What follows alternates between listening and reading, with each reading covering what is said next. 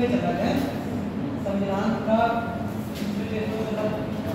Compare देख रहे थे और तो लोग कहाँ के संविधान प्रणाली देख रहे थे, ब्रिटिश संविधान प्रणाली।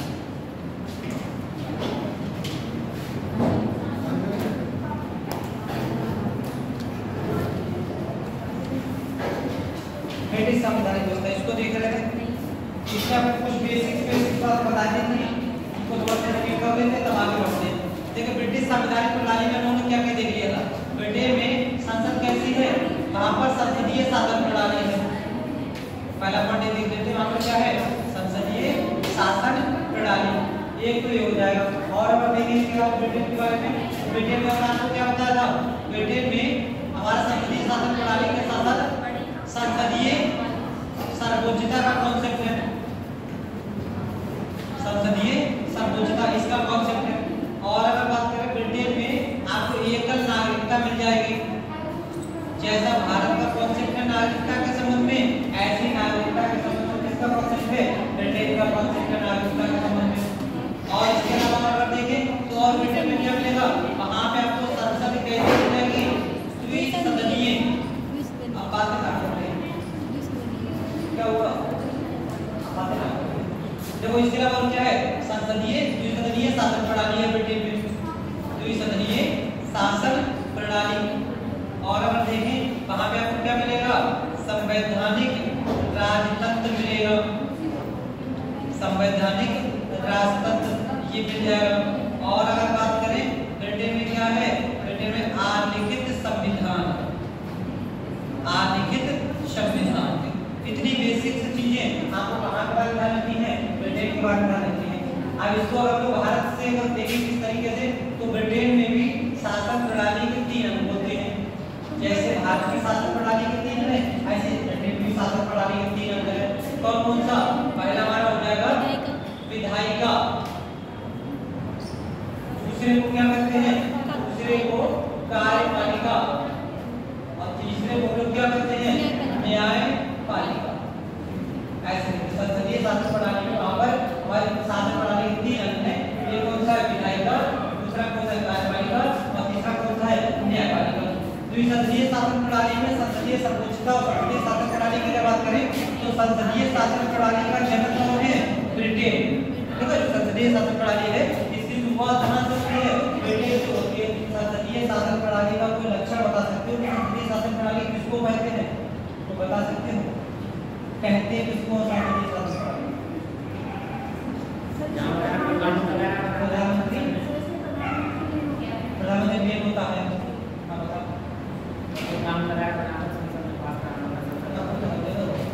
प्रधानमंत्री मेन होता है, और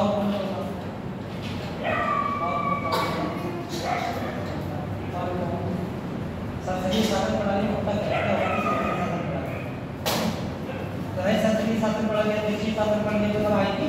संसदीय शासन प्रणाली किसको कहते हैं, जहां पर सारी सत्ताओं का प्रमुख होता है, राष्ट्रपति होता है, राष्ट्रपति नामांकित का प्रमुख होता है, इसको संसदीय शासन प्रणाली बोलते हैं। ऐसी शासन प्रणाली भारत में भी है, लेकिन अमेरिका में ऐसी शासन प्रणाली नहीं। तो बेसिक अगर वहां से देखें तो पहला पॉइंट संसदीय शासन प्रणाली है, संसदीय सर्वोच्चता का कॉन्सेप्ट है, एकल नागरिकता है, द्विसदनीय शासन प्रणाली है, संवैधानिक राजतंत्र है, और आलिखित संविधान है। एक संविधान को 1688 ईस्वी में कुछ हुआ है, इसको भी देखकर क्या क्या पढ़ेंगे। ब्रिटेन की शासन प्रणाली का 3 अंग मिलेंगे, एक कौन सा, विधायिका, दूसरा कार्यपालिका, और तीसरा कौन सा, न्यायपालिका। विधायिका कोई क्या कहते हैं, विधायिका कोई कहते हैं पार्लियामेंट। ब्रिटेन की विधायिका को क्या कहते हैं, पार्लियामेंट, संसद। ब्रिटेन की विधायिका को भी संसद कहते हैं। यहाँ के पार्लियामेंट में 2 सदन है, देखो हमने देखा यहाँ पे द्विसदनीय शासन प्रणाली, तो यहाँ पर पार्लियामेंट में 2 सदन है।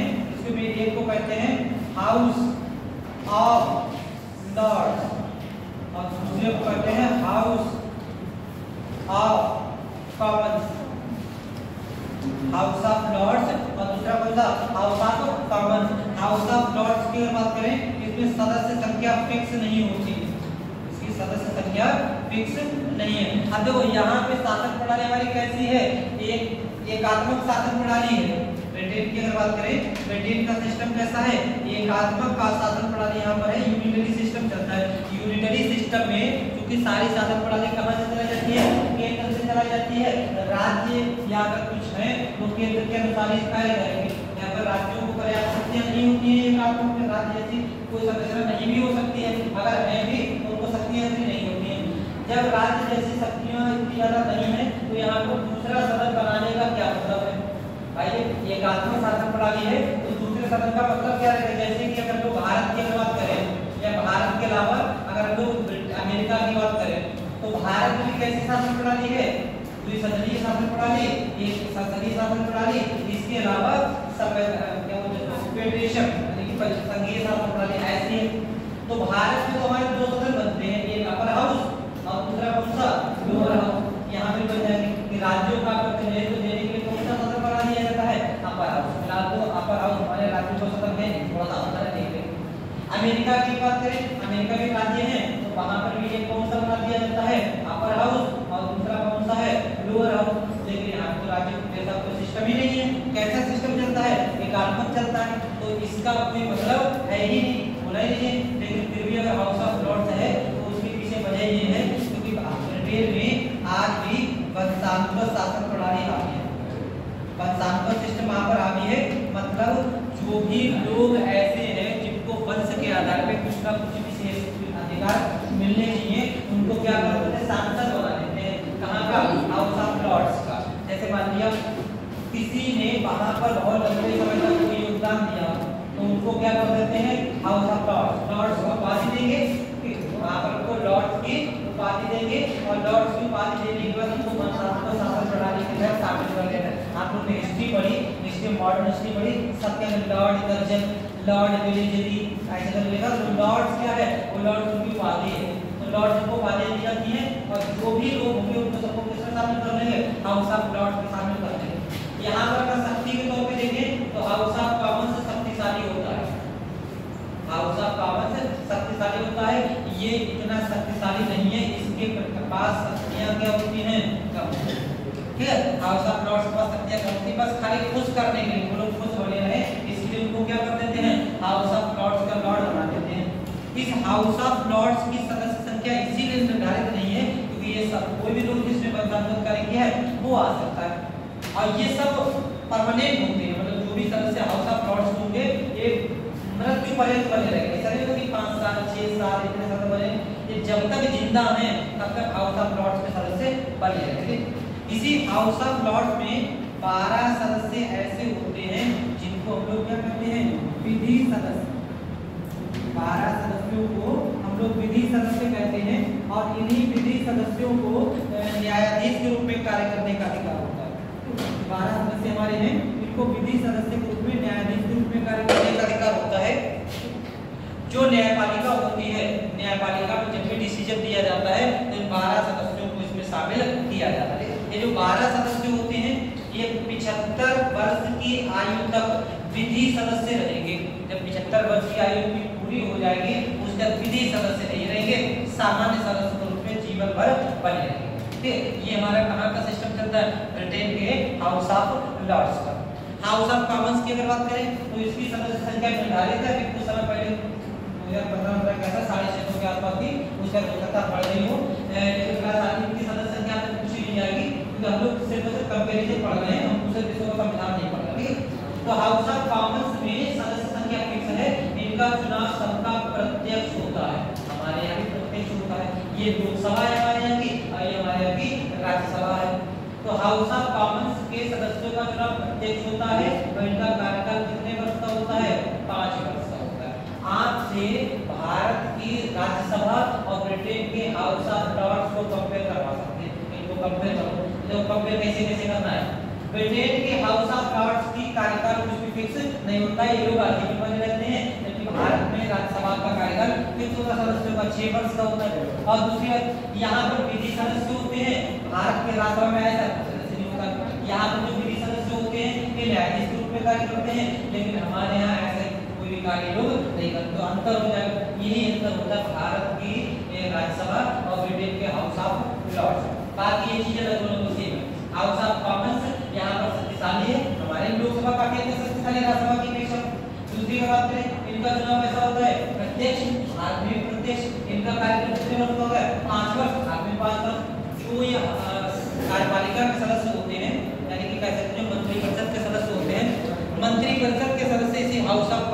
प्रति रिस्पॉन्सिबल होते हैं। हमारे यहाँ भी होते हैं। और छोटा सा अंतर ये होता है कि ब्रिटेन में मंत्रिपरिषद के सदस्य होते हैं सामान्यतः इसी सदन से आते हैं, सामान्यतः है, पर कोई जरूरी नहीं है। लेकिन फिलहाल तो जितने मंत्रिपरिषद के सदस्य होते हैं सामान्यतः सभी हाउस ऑफ कॉमन्स से ही आगे। बाई चांस कोई ऐसा विशेषज्ञ है जो हाउस ऑफ लॉर्ड्स में शामिल है, उसको इसमें शामिल कर सकते हैं मंत्रिपरिषद में, अन्यथा इसका सदस्य मंत्रिपरिषद में शामिल नहीं होता है। भारत में से पूर्व है, भारत में से पूर्व, भारत में मंत्री दोनों सदनों में हो सकते हैं। ब्रिटेन में मंत्री कौन होते हैं? सामान्यतः केवल हाउस ऑफ कॉमन्स के सदस्य होते हैं। इतनी चीजें आपको हाउस ऑफ लॉर्ड्स के बारे में देखो भाई, बेसिक समझे चीज को कि ब्रिटेन में संसदीय शासन प्रणाली है। संसदीय शासन प्रणाली का जनक कौन है? ब्रिटेन, यही से शुरू होती है। दूसरी बात, ब्रिटेन में संसद सर्वोच्च, कल आपको बताया था कि ब्रिटेन की संसद हर वो कार्य कर सकती है जो प्रकृति के दृष्टि से असंभव ना हो। अगर प्रकृति ही उसको नहीं कर सकती, वही काम ब्रिटेन की संसद नहीं कर सकती, अन्यथा हर काम कर सकती है। जैसे मैंने धूप ना निकले, ऐसा कोई कानून ब्रिटेन नहीं बना सकता है, ठीक है। बाकी सब काम ब्रिटेन कर सकता है। ब्रिटेन की संसद मतलब ऐसा कार्य प्राकृतिक रूप से असंभव ना हो, हर कार्य ब्रिटेन की संसद कर सकती है। अगर अपन यहाँ पर नागरिकता कैसी है? एकल नागरिकता। भारत में कैसी नागरिकता है? एकल नागरिकता। कहाँ से ली गई है? यहीं से ली गई है। अब इसका मतलब बताना क्या होता है? द्विसदनीय शासन प्रणाली यहाँ पर भी है, भारत में भी द्विसदनीय शासन प्रणाली है, अंतर्राष्ट्रीय है। यहाँ पर देखिए संवैधानिक राजतंत्र है 1688 ईस्वी से। आगे इसको देखेंगे 1688 ईस्वी में क्या हुआ। एक रक्तहीन क्रांति हुई थी, तो 1688 रक्तहीन क्रांति का यहाँ पर क्या है? संवैधानिक राजतंत्र है। अभी इसको देख लेते हैं कैसे लगेगा। अगला पॉइंट, यहाँ का संविधान कैसा? आलिखित संविधान। आलिखित का मतलब ये है कि जैसे भारत का संविधान एक जगह पे बैठ के लिखा गया है, कुछ लोगों के द्वारा लिखा गया है, ऐसा संविधान ब्रिटेन में लोगों के द्वारा लिखा नहीं है। हमारे संविधान को कितने लोगों ने मिलकर लिखा? कितने लोगों ने मिलकर भारत के संविधान को लिखा? 389। विकल्प दे, विकल्प दे, विकल्प ले लो। 389, 296, 93, 290,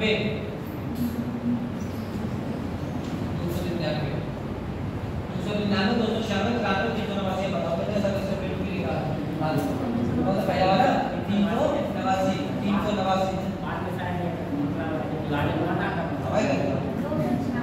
296 सही है। बाकी हम लोग बताओ 296 केवल शब्द 296 और बताओ कितने सदस्य मिलकर भारत का संविधान लिखा? भारत का संविधान 299 लोगों ने मिलकर लिखा है। पहले 389 थे, भारत का विभाजन हो गया, 90 चले गए, बचे कितने?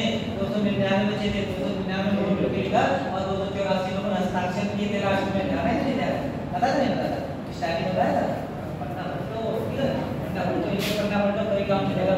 इतने लोगों ने लिख के लिखा है, 299 लोगों ने बैठ के लिखा है। इतना सिस्टम आपका ध्यान रखना है ब्रिटेन का। और भी क्या केस होता है तेल पर इंतजार करते हैं। ये मतलब ब्रिटिश शासन प्रणाली, ब्रिटिश शासन प्रणाली वाली शुद्ध प्रणाली।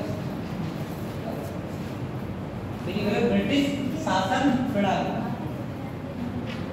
देखा इसी में ट्रेनिंग के लिए ब्रिटिश शासन इसी में ट्रेनिंग का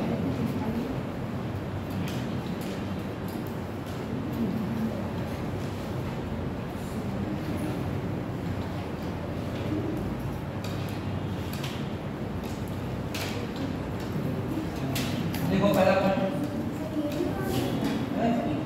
ये चीजें देखो पहले पहले ब्रिटिश शासन प्रणाली ब्रिटिश संविधान व्यवस्था और उसमें अगला पॉइंट छोटा देखो ब्रिटेन की शासन प्रणाली के ब्रिटेन की शासन प्रणाली के प्रमुख तत्व ब्रिटेन की शासन प्रणाली के प्रमुख तत्व निम्नलिखित हैं। ब्रिटेन की शासन प्रणाली के प्रमुख तत्व निम्नलिखित हैं। नंबर 1, अब ये सब उतारो इसे बताइए, ठीक है? ये जितनी चीज यहाँ पे लिखी हुई है ये वाली चीज उतारो कर। अच्छा लिखा हुआ है पर बताओ यहाँ हाँ बस यही लिखा है, ये लिखा है शासन प्रणाली के प्रमुख तत्व निम्नलिखित है। ये वाले पहले उतारो, ठीक है? ये बताते हैं ये किसी उतारो निम्नलिखित में उपरोक्त लिख लो, साथ पढ़ेंगे उपरोक्त ऊपर लिख लो, उपरोक्त नीचे लिख लो, निम्नलिखित ब्रिटेन के शासन प्रणाली के प्रमुख तत्व निम्नलिखित हैं, ऐसे करके एक मिलता। जितने टॉपिक पढ़ लिए हैं, अगर किसी को कहीं पे कोई टॉपिक पे थोड़ा डाउट रहा हो या समझ में ना आ पाया हो छोटा मोटा टॉपिक, तो अपने नोट कर देना। कल आपकी क्वालिटी की लास्ट क्लास है, ठीक है, तो कल लास्ट क्लास है, कल जितना समय मिलेगा यहाँ पे बचेगा तो पढ़ो, तो उसको यहाँ पे छोटा छोटा डिस्कस कर लेंगे, फिर भी अगर कोई बचेगा तो बाद में ऑनलाइन कर लेंगे, ठीक है। एक बार बच्चे बताते हैं जिसको जिसको भी जहाँ जहाँ पे डाउट हो ये लिख के पर्ची में, ठीक है, बता देना हमें कौन कौन से टॉपिक्स हैं, चाहे हमें मैसेज कर देना, चाहे बता देना यहाँ पे, हम कल उसको उसी तरीके से एक्सप्लेन कर देंगे। और एक बार जल्दी ना हो गया तो कंप्लीट टॉपिक तो जिसका अगर मतलब किसी को डाउट रह गया हो तो बता देना, उसको कल से करा देना,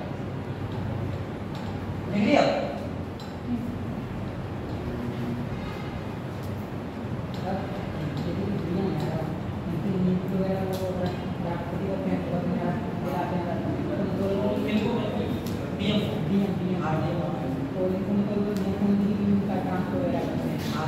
अखिल भारतीय सेवा जो होती है, अखिल भारतीय सेवा राज्य के तत्कालिक कंट्रोल में कार्य करती है। जैसे मैंने इनको राष्ट्रपति ने करके राष्ट्रपति जी को नियुक्ति दे, उनका चयन कर दिया, जहाँ स्टेट मिल जाएगा। अब उस राज्य का भी तो थोड़ा कंट्रोल रहेगा कि नहीं रहेगा, क्योंकि एक काम तो राज्य में काम नहीं है, तो राज्य को इतना ये अधिकार दे दिया जाता है कि अगर ठीक से ढंग से काम ना करे तो उनको बहुत बहुत सवाल से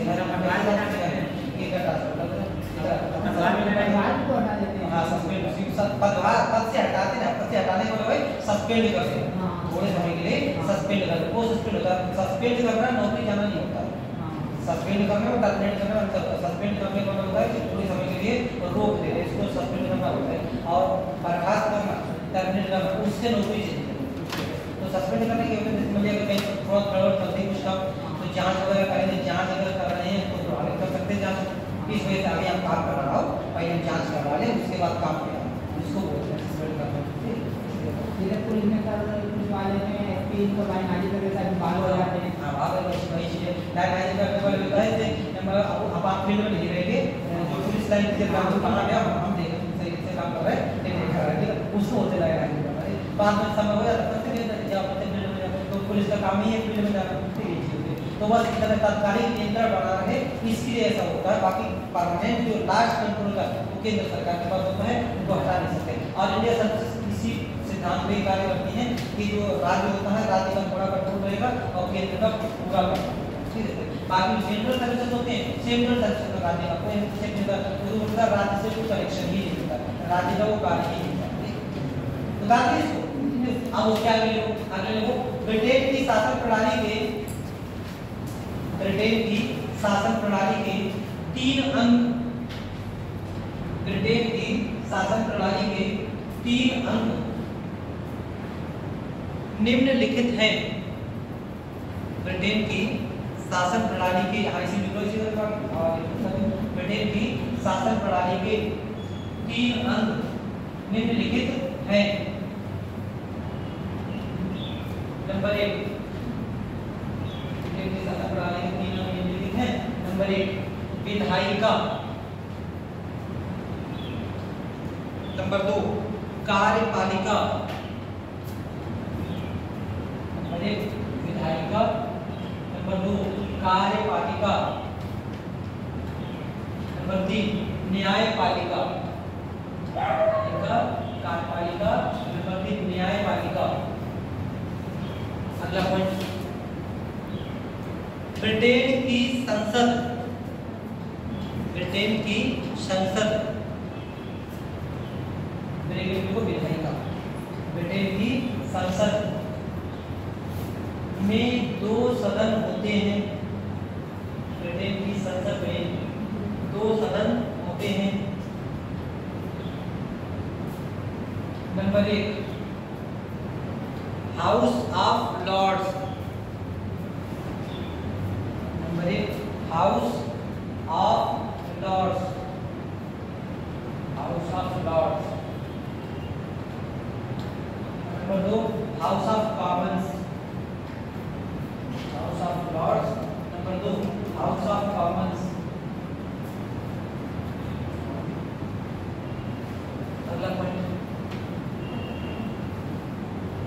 हाउस ऑफ लॉर्ड्स में सदस्य संख्या, हाउस ऑफ लॉर्ड्स में सदस्य संख्या निर्धारित नहीं होती। हाउस ऑफ लॉर्ड्स में सदस्य संख्या निर्धारित नहीं होती।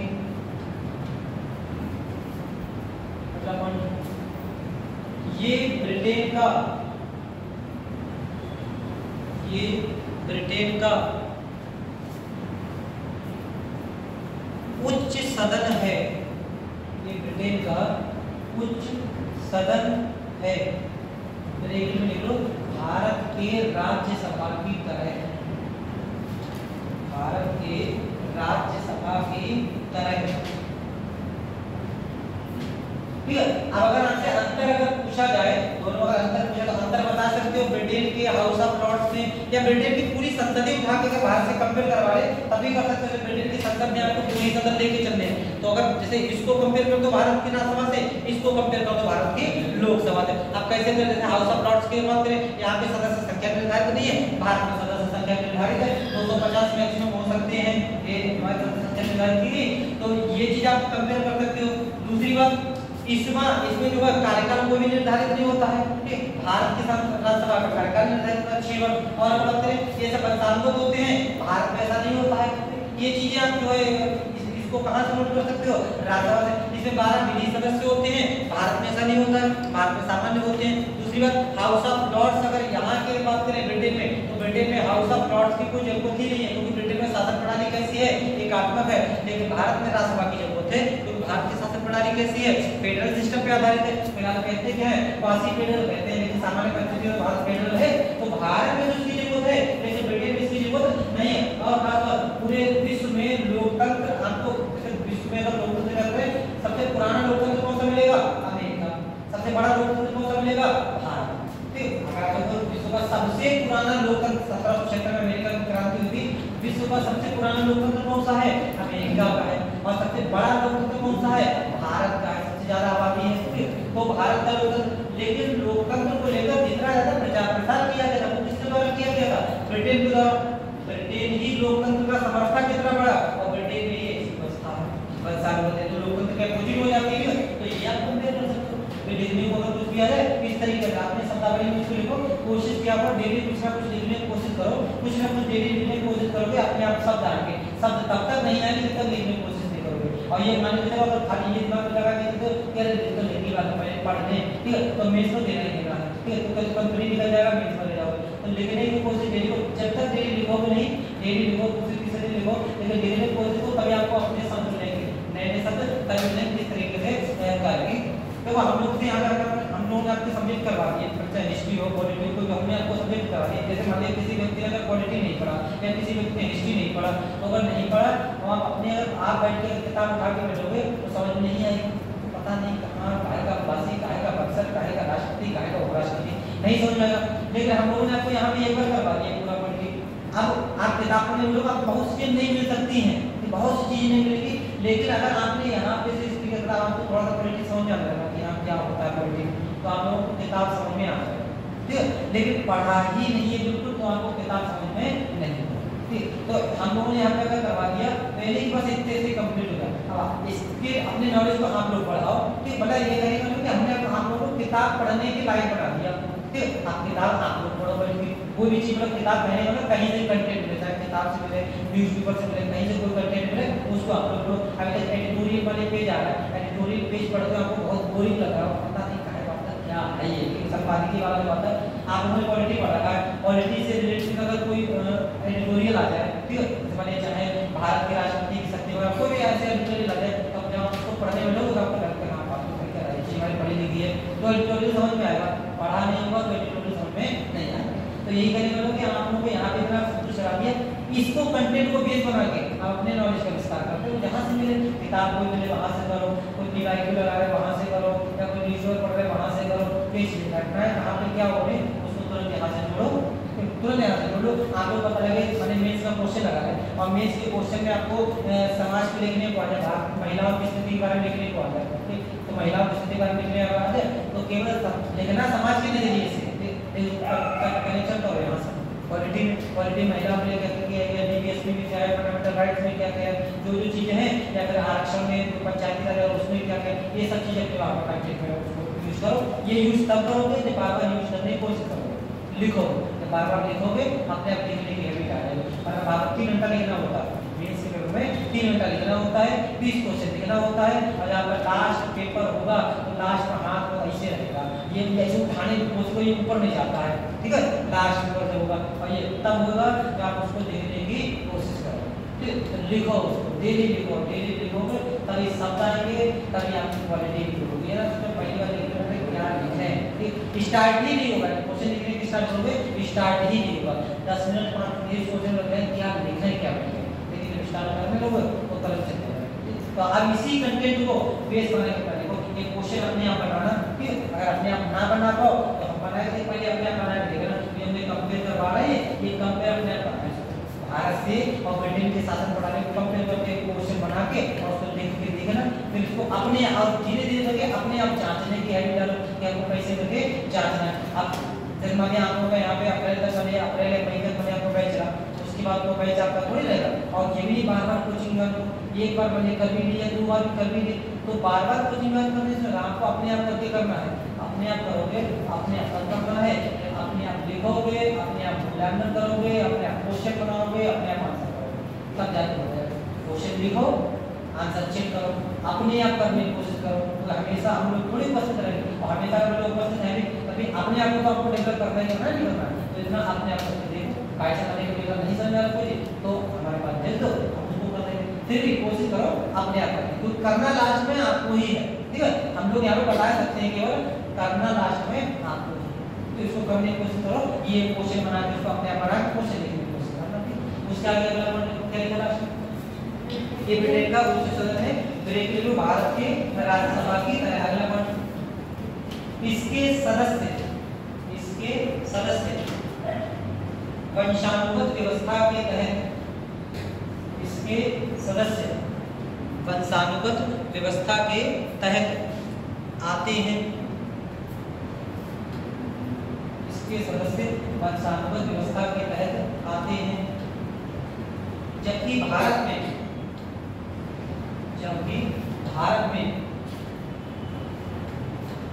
राज्यसभा के सदस्य, जबकि भारत में राज्यसभा के सदस्य वंशानुगत नहीं होते, क्योंकि भारत में राज्यसभा के सदस्य वंशानुगत नहीं होते। अगला पॉइंट, हाउस ऑफ लॉर्ड्स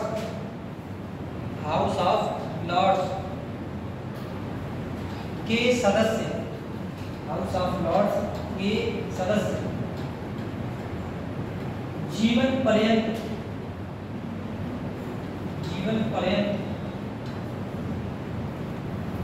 अपने पद पर, जीवन पर्यंत अपने पद पर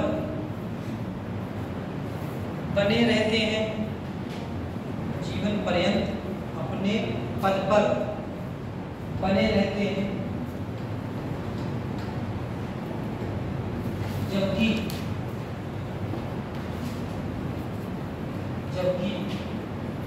भारत में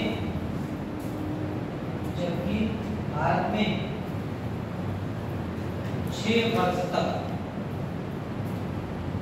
जबकि भारत में 6 वर्ष तक, भारत में इनका कार्यकाल राष्ट्रपति कितना होता है 6 वर्ष, और ब्रिटेन में जब भी हाउस ऑफ लॉर्ड्स की बात कर रहे हैं, इसको कंपेयर कहां से करना है, भारत की राज्यसभा से, और हाउस ऑफ कॉमन्स की बात कर रहे हैं, कंपेयर कहां करना है, भारत की लोकसभा से। अगला पॉइंट लिखो, हाउस ऑफ लॉर्ड्स में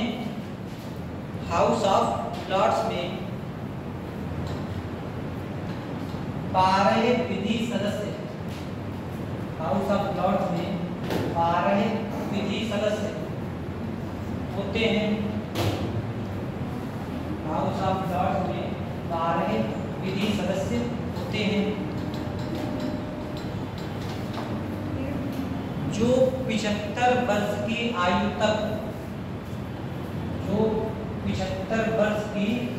तक विधि सदस्य के रूप में, जो 75 वर्ष की आयु तक विधि सदस्य के रूप में, और उसके बाद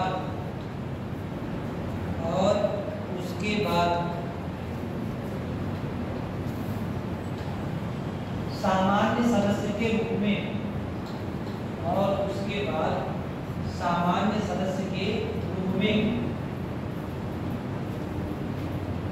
पद पर बने रहते हैं, पद पर बने रहते हैं। ठीक है, आइए बात क्लियर कि जो बाकी के जो 12 सदस्य होंगे ये फिलहाल ये विधि सदस्य लॉ मेंबर होंगे, लेकिन ये लॉ मेंबर 75 वर्ष की आयु तक रहेंगे। उसके बाद ये कैसे हो जाएंगे, उसके बाद ये सामान्य सदस्य हो जाएंगे। अब यहाँ पर यही कौन होते हैं, यही न्यायपालिका के सदस्य होते हैं। अब अगर ब्रिटेन की बात करें तो ब्रिटेन में ये हमने 3 खाने बना लिए, कार्यपालिका, विधायिका, न्यायपालिका। ठीक है, हमने ऐसे करके 3 कॉलम बना लिए। इन तीनों कॉलम में अगर देखें तो जो ये क्या है, ये हमारी हो गई कार्यपालिका।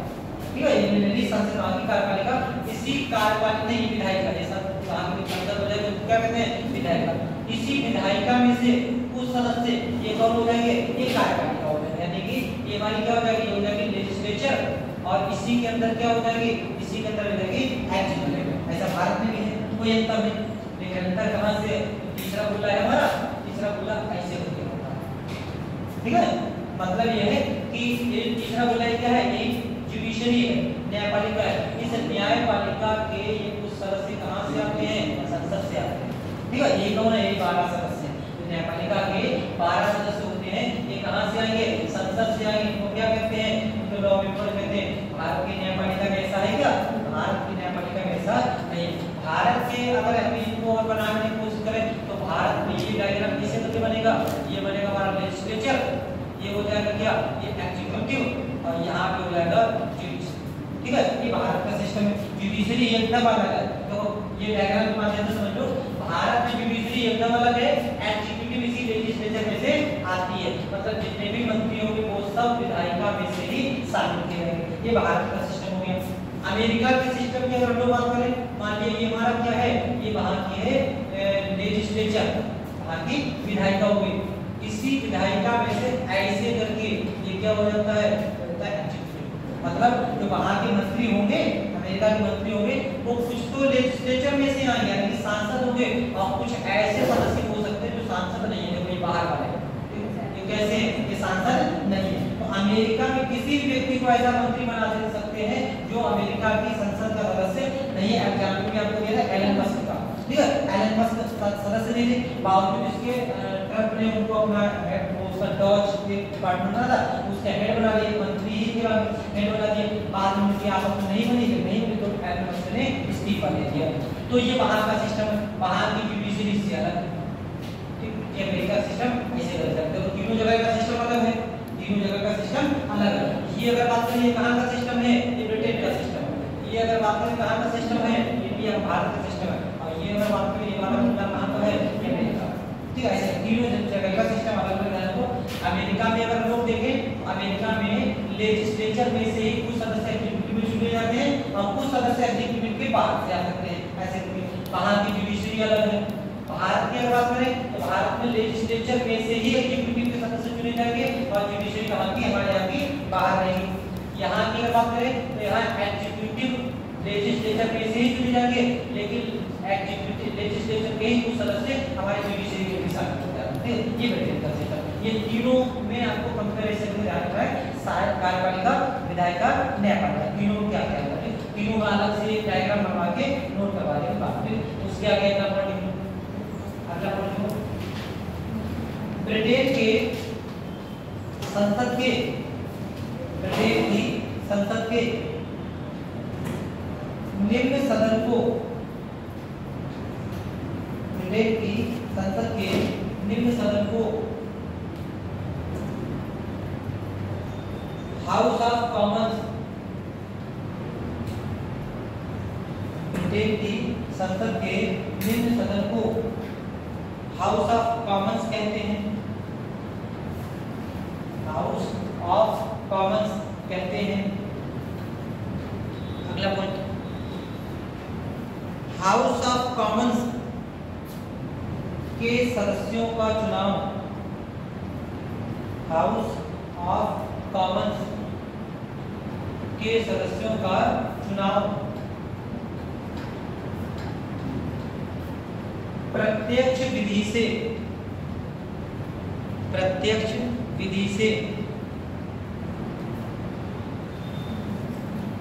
5 वर्ष के लिए, प्रत्यक्ष विधि से 5 वर्ष के लिए किया जाता है, 5 वर्ष के लिए किया जाता है।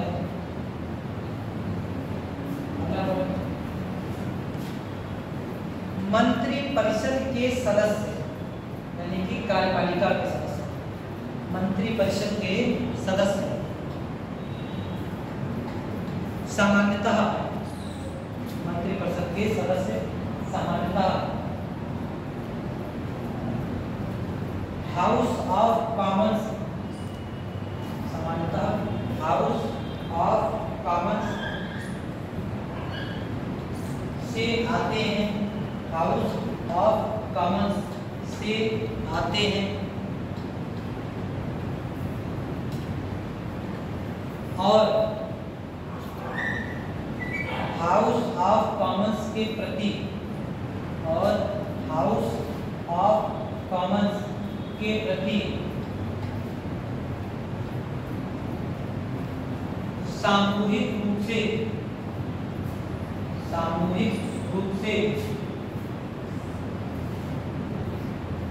उत्तरदायी होते हैं, हाउस ऑफ कॉमन्स के प्रति सामूहिक रूप से उत्तरदायी होते हैं। ठीक है, अगला पॉइंट, ब्रिटेन में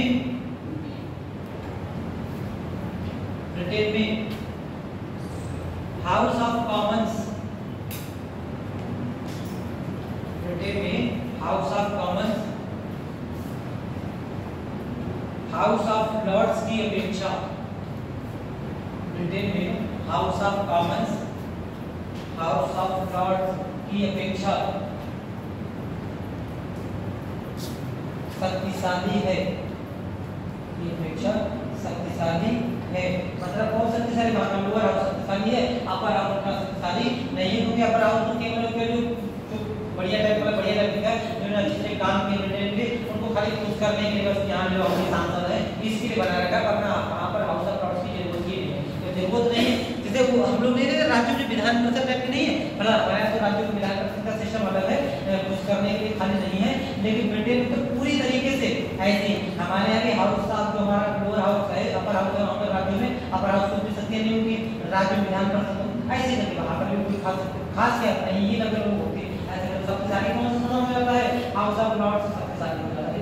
अगले को ब्रिटेन की कॉन्सेप्ट की करवाते हैं, संसदीय शासन प्रणाली समझ नहीं होगी। संसदीय शासन प्रणाली का ये होता है कि ब्रिटेन में शासन प्रणाली के 2 हेड होते हैं, एक कौन होता है, एक हम लोग कहते हैं क्राउन, एक हो जाता है क्राउन, क्राउन है वहाँ का पदभार, ठीक है, वहाँ के पद को क्या कहते हैं, क्राउन कहते हैं, और क्राउन में कोई भी व्यक्ति हो सकता है, उसको कहते हैं सम्राट, ठीक है, वहाँ का क्राउन जो होगा चाहे लेडी भी हो सकती है, जेंट्स भी हो सकता है। पद कौन सा है, पद है क्राउन, जैसे हमारे पद है प्रेसिडेंट, हमारे प्रेसिडेंट होते हैं, वहाँ पर कौन, वहाँ पर क्राउन होते हैं, तो ये होंगे और दूसरे कौन होंगे, दूसरे होंगे प्राइम मिनिस्टर, ठीक है, दोनों हमारे यहाँ इसी सिस्टम रहता है। और हमारे अंतर क्या है, अब अंतर ध्यान देना, हमारे अंतर तक यहाँ पर कौन है, क्राउन है, यहाँ पर कौन है, प्राइम मिनिस्टर।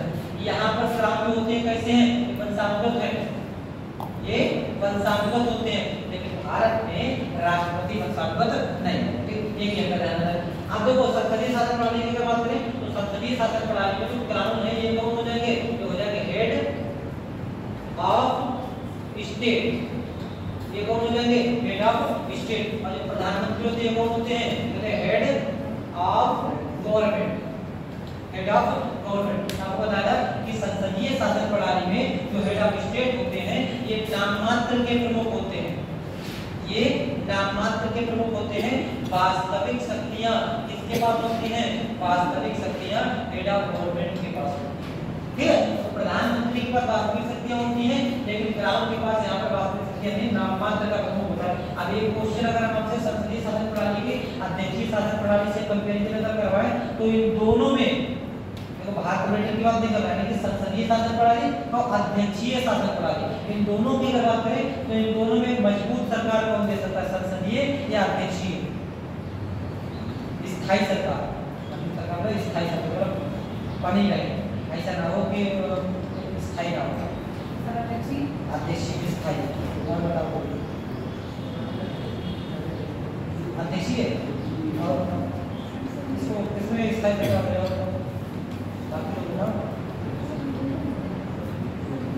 क्वेश्चन का मतलब समझे कि क्या कर रहा है हम क्वेश्चन का ये है संसदीय शासन प्रणाली और दूसरी कौन सी इसके अपोजिट होती है, इसके अपोजिट अध्यक्षीय शासन प्रणाली होती है। इन दोनों में स्थायी सरकार देने में कौन सी प्रणाली सक्षम, किसकी सरकार स्थायी होती है? इन दोनों में बड़े तो संसदीय में से कौन सी? अध्यक्षीय, अध्यक्षीय में मतलब स्थायी होती सरकार, ये दोनों तक बनी रहेगी। और बताओ सही है, सही वाले बोलो कि हाँ सही है, हम आज अध्यक्षीय बताओ अध्यक्षीय कैसे करके अध्यक्षीय को कैसे करके अध्यक्षीय कारण बताओ, अध्यक्षीय अध्यक्षीय कारण बताओ कैसे करके अध्यक्षीय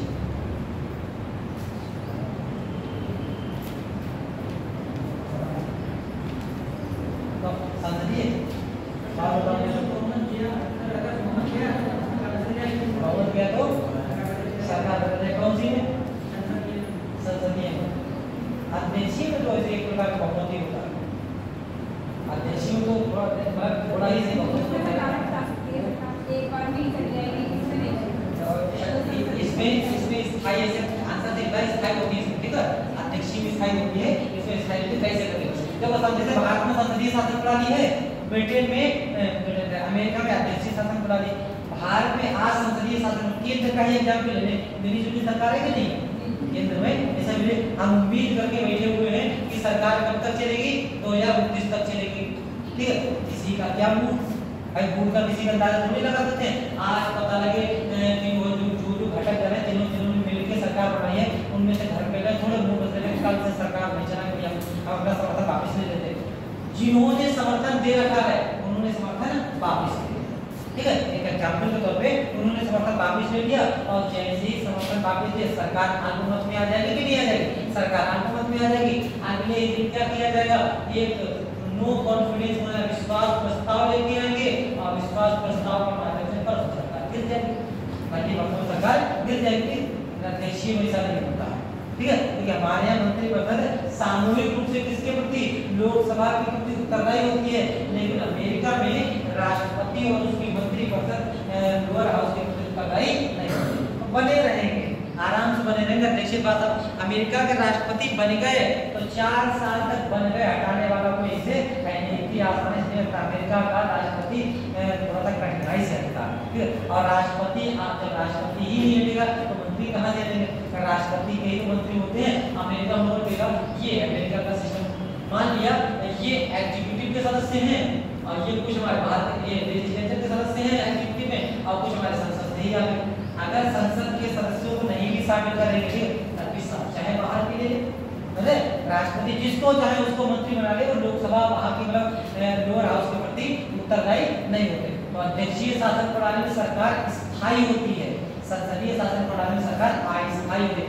आज है कल नहीं है, जब चाहे मन होगा सरकार गिरा दे, अविश्वास प्रस्ताव लेके आए अगर समर्थन नहीं सरकार गिरा दी। तो संसदीय शासन प्रणाली में अस्थायी होती है, अध्यक्षीय में स्थायी होती है। क्लियर? अब कारण भी समझा आपको कि कारण क्यों ऐसा होता है, ये चीजें तो देखो यहाँ पर अगर देखें इतनी चीजें तो संसदीय शासन प्रणाली कहाँ पे हो जाएगी, ब्रिटेन की, अध्यक्षीय शासन प्रणाली कहाँ पे हो जाएगी, अमेरिका की। अब देखो संसदीय शासन प्रणाली में हमारा ये सिस्टम चल रहा है, क्राउन होता है, कौन होता है, सांसद होता है, हेड ऑफ स्टेट होता है, नाम मात्र का प्रमुख होता है, prime minister head of government होता है, राष्ट्रपति होता है। ये वंशानुगत नहीं होता, प्राइम मिनिस्टर वंशानुगत नहीं होता, लेकिन बाकी क्राउन वंशानुगति चलते। आज भी ब्रिटेन में वंशानुगत शासन प्रणाली चलती है। कोई भी व्यक्ति वहां का राष्ट्रपति होता है, कोई व्यक्ति वहां पे क्राउन ऐसे करके नहीं होता, जिसको मन हुआ उसको बना नहीं, वही वंशानुगत चलेगा। महाराजा विक्टोरिया एलिजाबेथ वगैरह उन्हीं का जो वंश चल रहा है वही वंश चल रहा है और उन्हीं के लोग क्या करेंगे, वहां के क्राउन के पद पर बने रहेंगे। अब तो यहाँ पर लोग देखें 1618 1688 ईस्वी तक, ये हमने समझ लिया है 1688 ईस्वी तक ब्रिटेन में कैसा राजतंत्र, ये राजतंत्र हो गया, ग्राम कैसा राजतंत्र हो गया, ठीक है। तो ब्रिटेन में कैसा राजतंत्र था, ब्रिटेन में निरंकुश राजतंत्र था, निरंकुश राजतंत्र। आप हिस्ट्री में पढ़ते होंगे निरंकुश राजतंत्र किसको कहते हैं, निरंकुश राजतंत्र हिस्ट्री में पढ़ते हैं कि मतलब एंशिएंट में भी पढ़े होंगे निरंकुश राजतंत्र, मेडिवल में पढ़ेंगे निरंकुश राजतंत्र। क्या होता है निरंकुश राजतंत्र, समझाया भी नहीं है।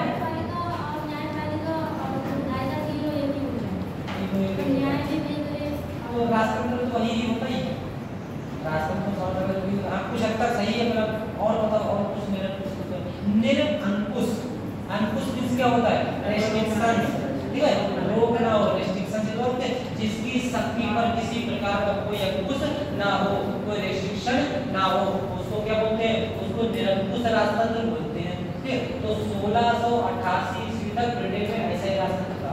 ब्रिटेन का शासक सर्वोच्च था, जैसा चाहे वैसा कर सकता था, उसकी शक्ति पर अंकुश लगाने वाला कार्यपालिका, न्यायपालिका या विधायिका वगैरह कोई भी था नहीं। ब्रिटेन के शासक ने जो कह दिया ब्रिटेन के बारे में वो कह दिया, निरंकुश राजतंत्र। सीधी बात है, किसी एक व्यक्ति के हाथ में सारी सत्ता आ जाएगी तो वो व्यक्ति तानाशाह हो जाएगा कि नहीं हो जाएगा, तानाशाह हो जाएगा, तानाशाह हो जाएगा।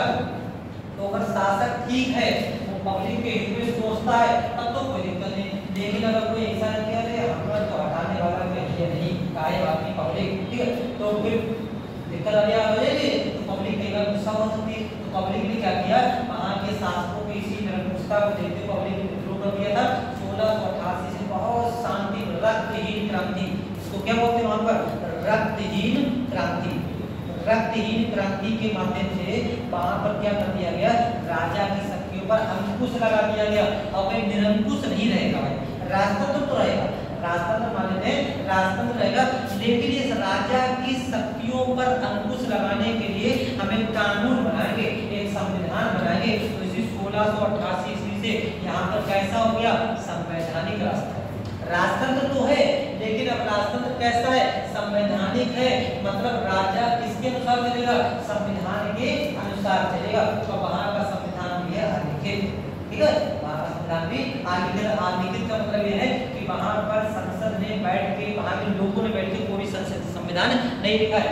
जैसे जैसे कानून बनते गए, संसद ने जो जो कानून बनाए वही क्या हो गया, वही हो गया वहां का संविधान। तो राजा इसी कानून के अनुसार चलेगा, वहां का क्राउन इस कानून से बाहर जाकर कार्य नहीं कर सकता। तो संसदीय शासन प्रणाली में तीन चीजें लगती है, और वहां पर राजतंत्र कैसा है, संवैधानिक राजतंत्र। मतलब कि वहां पे क्राउन होता है, क्राउन कैसा है, संसद है, हेड ऑफ स्टेट होता है, फिर नामांकन का भोग होता है, वहां पे प्राइम मिनिस्टर होता है, हेड ऑफ गवर्नमेंट होता है, पासपोर्ट होता है। ये प्रणाली किसकी हो जाएगी, संसदीय शासन प्रणाली की। वहां पर कैसा सिस्टम है, राजतंत्र है, मतलब वहां के राजा के माध्यम से वहां का शासन चलाया जाता है। लेकिन राजतंत्र भी कैसा, संवैधानिक राजतंत्र, मतलब राजा को किसके अनुसार कार्य करेगा, संविधान के अनुसार कार्य करेगा। संविधान वहां का लिखित है नहीं, अलिखित संविधान है। अलिखित संविधान का मतलब हो गया कि वहां की संसद ने जो कानून बना दिया वो संविधान बन गया। तो संसद कमजोर रहेगी, बहुत हावी हो गई, बहुत हावी हो गई, मतलब संसद ने जो कानून बना दिया वो संविधान का एक अंग हो जाता है। इसीलिए ब्रिटेन में कैसी प्रणाली है, संसदीय सर्वोच्चता। ब्रिटेन में इसीलिए संसदीय सर्वोच्चता है कि वहां की संसद इतनी सर्वोच्च है कि ब्रिटेन में जो न्यायिक पुनर्विलोकन होता है, न्यायिक पुनर्विलोकन, ये न्यायिक पुनर्विलोकन बहुत सीमित है। न्यायिक पुनर्विलोकन बहुत सीमित का मतलब यह है कि अगर संसद ने कोई कानून बनाया है तो न्यायपालिका वहां के कानून को रिव्यू कर सकती है, लेकिन उसको खारिज करने का अधिकार तब होगा जब प्रोसेस गलत होगा। कानून को पालित करने का अगर प्रोसेस गलत, कंटेंट से मतलब नहीं है कि वहां के कानून का कंटेंट क्या है, अगर वहां के कानून को पास करने की प्रोसेस गलत है तभी न्यायपालिका उसको खारिज करेगी, अन्यथा न्यायपालिका उसको खारिज नहीं कर सकती। एग्जाम्पल के तौर पे जैसे हम भारत का एग्जाम्पल दें, मान लिया भारत में एक धन विधेयक है, ठीक है, भारत में एक धन विधेयक है। इस धन विधेयक की अगर बात करें, इसी को हम कंपेयर कर लेंगे वहां से। मान लिया भारत में धन विधेयक को पारित करने का प्रोसेस क्या होता है कि अगर धन विधेयक को पारित करना है और केंद्र में है तो पहले राष्ट्रपति से पूछना पड़ेगा, ठीक है, ये जो कॉमन सा प्रोसेस है वो कि अगर धन विधेयक को पारित करना है तो क्या करना पड़ेगा, राष्ट्रपति से परमिशन लेनी पड़ेगी। इसके बाद धर्म विधेयक को प्रमाणित कौन करता है? लोकसभा का अध्यक्ष, ये इसको धर्म विधेयक के रूप में प्रमाणित करेगा।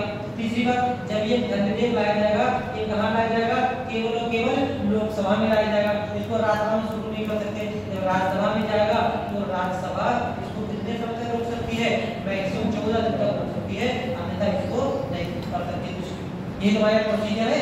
इसके बाद ये कहाँ चला जाएगा? पारित होकर राष्ट्रपति के पास चला जाएगा और राष्ट्रपति इस पर सस्पेंसिव वीटो यूज नहीं कर सकते हैं, बाकी जो चाहे वो करें। ये भारत में धर्म विधेयक को पारित करने का एक प्रोसेस है।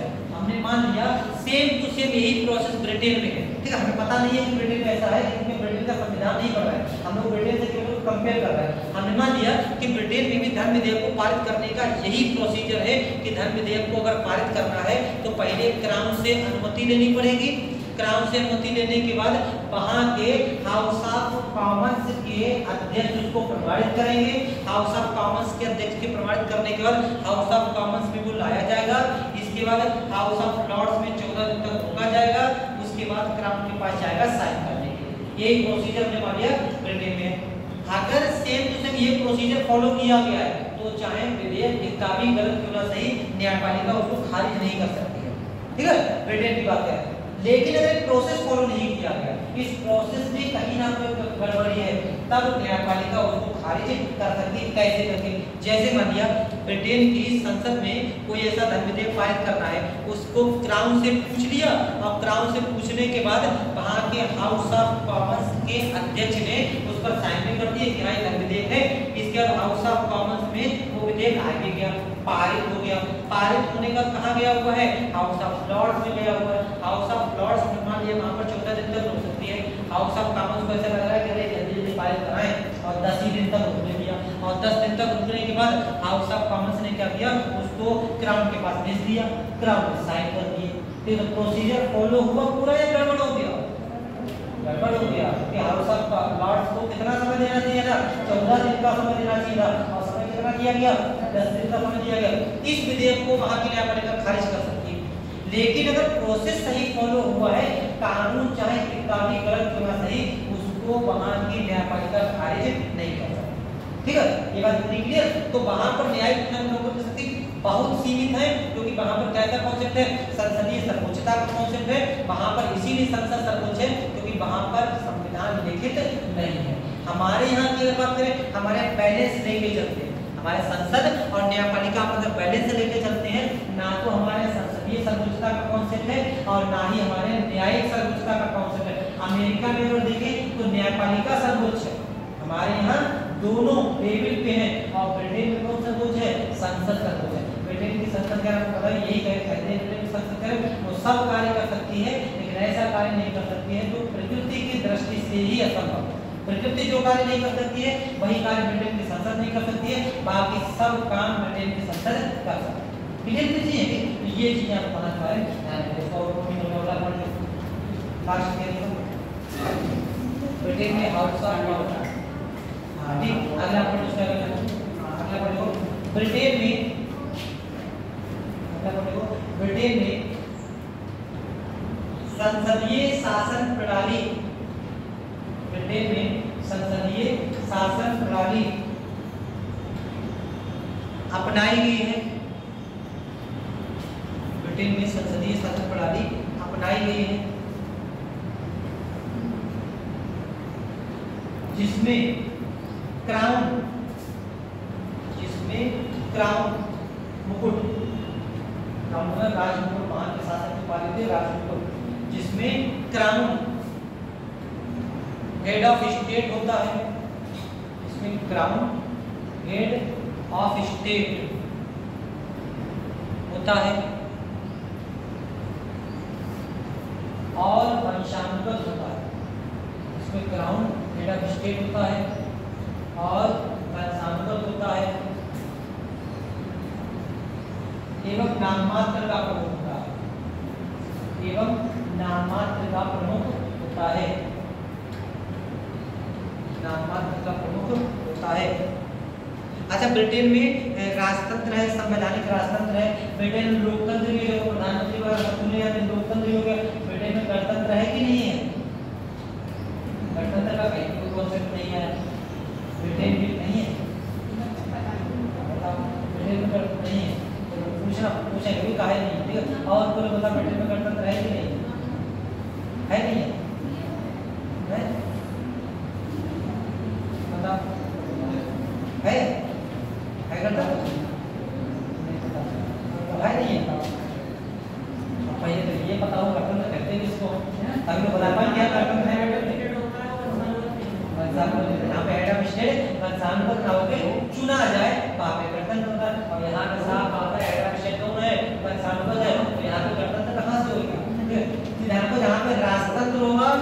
पे गणतंत्र नहीं होगा, और जहाँ पे गणतंत्र होगा वहाँ पे राजतंत्र नहीं होगा, दोनों अपोजिट। ठीक है, क्योंकि राजतंत्र में कौन होता है, राजतंत्र में हेड ऑफ स्टेट वंशानुगत होता है, लेकिन गणतंत्र में हेड ऑफ स्टेट चुना जाता है। जैसे भारत की बात करें, भारत में राजतंत्र है क्या? भारत में राजतंत्र नहीं है। भारत में राजतंत्र क्यों नहीं है? क्योंकि भारत के राजा वहाँ का चुनाव हुआ नहीं होता है, वंशानुगत नहीं होता। हमारे कौन होते हैं, चुने जाते हैं, राष्ट्रपति होते हमारे, चुने जाते हैं। कैसा हो जाएगा हमारा गणतंत्र हो जाएगा। लेकिन जहाँ पर वंशानुगत सिस्टम वहाँ पे कौन हो जाएगा, राजतंत्र। दुनिया बहुत से देश ऐसे हैं जहाँ पर आदमी राजतंत्र, थाईलैंड है, आपका ब्रिटेन है, ऑस्ट्रेलिया है, या जो हमारे कंट्री जो गल्फ वाले कंट्रीज हैं वहाँ पर भी बहुत से देश ऐसे हैं, कुवैत, बहरीन वगैरह, वहाँ पे सब आपको क्या मिलेगा, राजतंत्र मिलेगा। जहाँ पे राजतंत्र होगा वहाँ पे गणतंत्र नहीं होगा, दोनों अपोजिट है। ठीक है, राजतंत्र गणतंत्र दोनों अपोजिट है। जब यहाँ पे राजतंत्र है तो यहाँ पे गणतंत्र नहीं। ठीक है, दोनों बात समझ गया। ब्रिटेन का प्रधानमंत्री, ब्रिटेन का प्रधानमंत्री सरकार का प्रमुख होता है।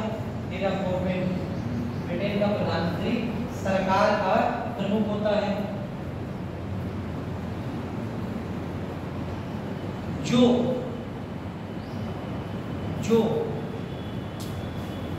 शक्तियों का वास्तविक प्रमुख होता है, जो शक्तियों का वास्तविक प्रमुख होता है। शक्तियों का वास्तविक प्रमुख होता है। अगला पॉइंट,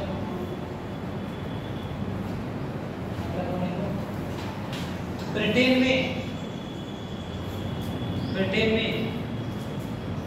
संसदीय सर्वोच्चता का सिद्धांत, संसदीय सर्वोच्चता का सिद्धांत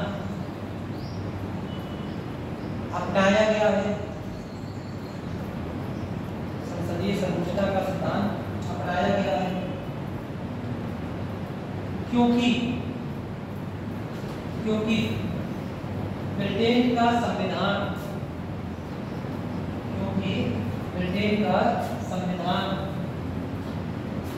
आलिखित है। ब्रिटेन का संविधान आलिखित है। ठीक है, इतनी चीजें आपको ब्रिटेन की भारत से कंपेयर करते हुए याद रखनी है, क्या क्या ब्रिटेन का शासन है और क्या क्या भारत का शासन। एक और न्यायपालिका बात है, ब्रिटेन में न्यायपालिका को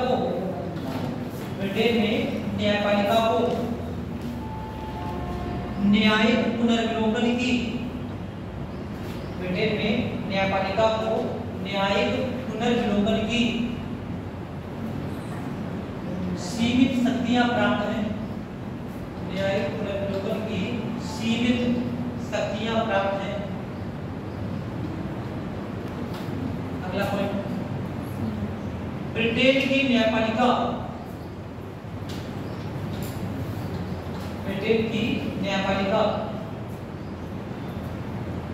संसद द्वारा बनाए गए, ब्रिटेन की न्यायपालिका संसद द्वारा बनाए गए उसी कानून को, संसद द्वारा बनाए गए उसी कानून को खारिज कर सकती है, उसी कानून को खारिज कर सकती है जिसमें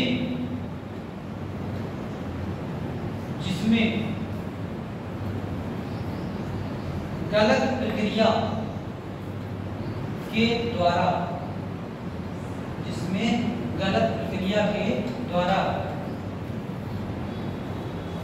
कोई कानून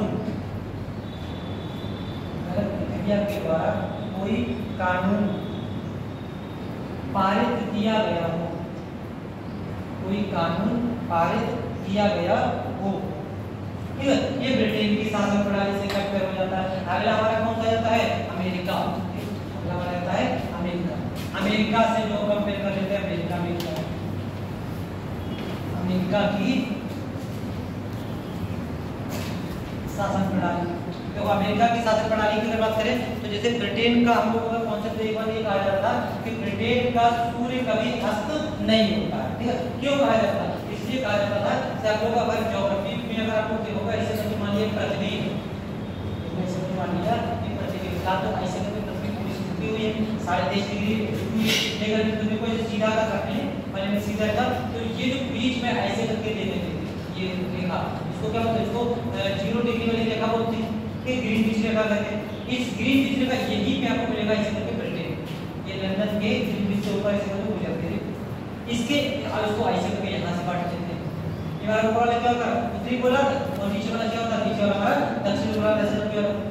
जब लोग ज्योग्राफी में इसको देखते हैं तो ज्योग्राफी में ऐसे करके देखते हैं कि जब इतने एरिया में यानी कि ऊपर वाले एरिया में गर्मी होगी उस समय नीचे वाले एरिया में ठंड होगी ठीक है ऐसे करके चक्कर लगाते हैं सूर्य में तो जब ऊपर वाले एरिया में गर्मी होगी उस समय दक्षिणी गोलार्ध में क्या होगी ठंड होगी जैसे इस हमारे यहाँ अगर गर्मी पड़ रही है तो दक्षिण अफ्रीका का दक्षिण अफ्रीका में क्या होगी लगभग ठंड का सीजन होगा ऑस्ट्रेलिया में वहाँ पे क्या होगा ठंड का सीजन होगा। एक बार एक क्वेश्चन पूछा गया था इसे किसी एग्जाम में कि निम्नलिखित में से किस देश में क्रिसमस जो है गर्मी में होता है ऐसे क्वेश्चन पूछा गया निम्नलिखित में किस देश में क्रिसमस गर्मी के महीने मनाया जाता है तो उसके विकल्प ऑस्ट्रेलिया था। क्रिसमस कब दिसंबर में होता है 25 दिसंबर मनाते हैं और दिसंबर में क्या होती है ठंड होती है हमारे लेकिन हमारे यहाँ ठंड होती है इधर क्या होगी इधर गर्मी होगी ठीक तो ऐसे करके देखेंगे उत्तरी गोलार्ध दक्षिणी गोलार्ध ये हमारे क्या होते हैं ये मौसम के हिसाब से निर्धारित किए जाते हैं। पूरा पश्चिम के हिसाब से देखें तो पूरा पश्चिम के हिसाब से दिन निर्धारित किया जाता है मतलब अगर यहाँ पे डे है इधर तो यहाँ पे क्या होगी नाइट ऐसे करते हैं कि ये गोलार्ध के अगर पूरब में अगर देखें तो पूरब में अगर दिन है तो पश्चिम में क्या हो जाएगा रात हो जाएगी क्योंकि जो हमारी ऐसी वाली रेखा है अपने देशांतर ये क्या करती है हमारे समय को डिसाइड करती है समय के साथ होती है तो ये कहा जाता था ब्रिटेन के बारे में किसी समय कि ब्रिटेन का सूर्यास्त नहीं होता इसलिए नहीं होता है कि यहाँ पे तो ब्रिटेन है इसका साम्राज्य इधर भी है मान लीजिए यहाँ पर ऐसे भारत है यहाँ पर भी इसका साम्राज्य हो जाएगा और यहाँ पे अगर अमेरिका वगैरह देखेंगे तो यहाँ पर भी इसका साम्राज्य हो जाएगा पूरे में तो ब्रिटेन ही ब्रिटेन है तो अगर कहीं पे अगर यहाँ पे दिन है तो यहाँ पे रात है यहाँ पे दिन है तो यहाँ पे रात पूरे साम्राज्य में ब्रिटेन के पूरे साम्राज्य कहीं ना कहीं दिन जरूर मिलेगा ठीक है इसीलिए कहते थे कि ब्रिटेन का साम्राज्य पूरे कभी भी अस्त नहीं होता ठीक तो भारत में देखो यहाँ पर भी ब्रिटेन का कब्जा है इधर अमेरिका पहुंचेंगे यहाँ पर भी कब्जा है ठीक अगर दोनों गोलार्ध को लोग डे और नाइट के साथ डिसाइड कर रहे हैं तो अगर यहाँ पे अगर ब्रिटेन में दिन होगा तो यहाँ पे ब्रिटेन में क्या होगी रात होगी और यहाँ पे अगर ब्रिटेन में अगर दिन होगा तो यहाँ पे ब्रिटेन में क्या होगी रात ठीक है।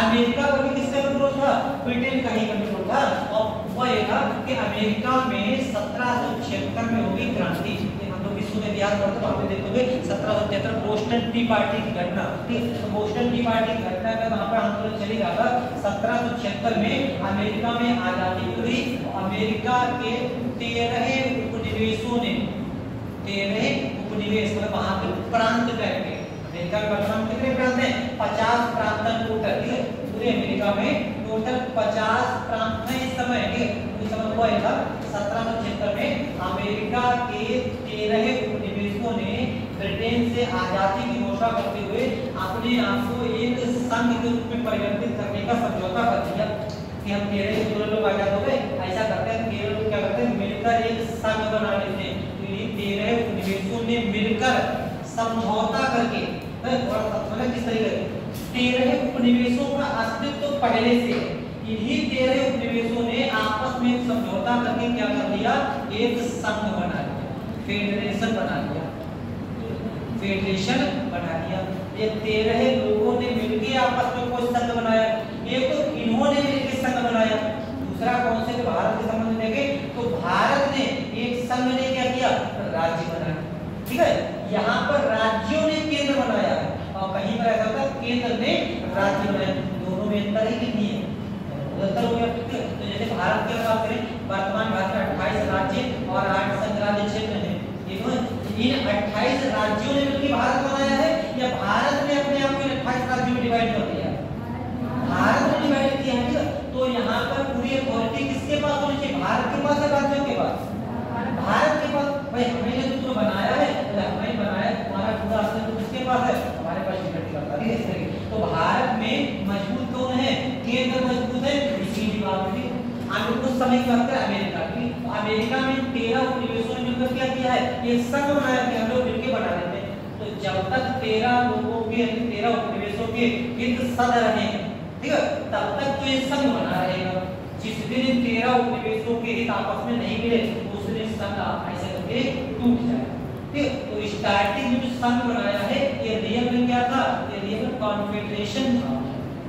ठीक है, जो शुरुआत में हम लोग देख रहे थे 13 राज्यों ने मिलकर एक संघ बनाया है, ये वास्तव में उसमें फेडरेशन नहीं, उसमें क्या था, कॉन्फेडरेशन था। कॉन्फेडरेशन और फेडरेशन का अंतर समझ रहे क्या होता है, समझ रहे नहीं समझ रहे?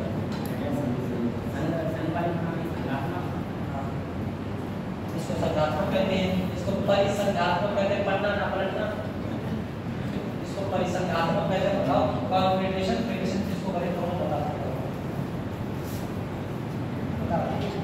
याद करो दूसरी तीसरी क्लास महीना पहले की बात होगी, इतना ज्यादा कौन याद कर रहा है, जब कई राज्य मिलकर बना लेते हैं। हाँ भाई आपने बताया नहीं भाई, हमने बता दिया। तो मतलब क्या होता है इसका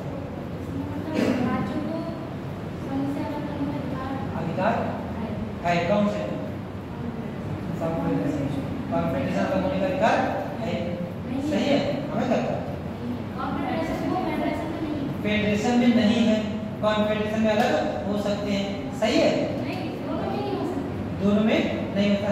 तो अंतर क्या रहेगा, तो अंतर क्या रहेगा, तो सेम होगा, तो सेम हो गए।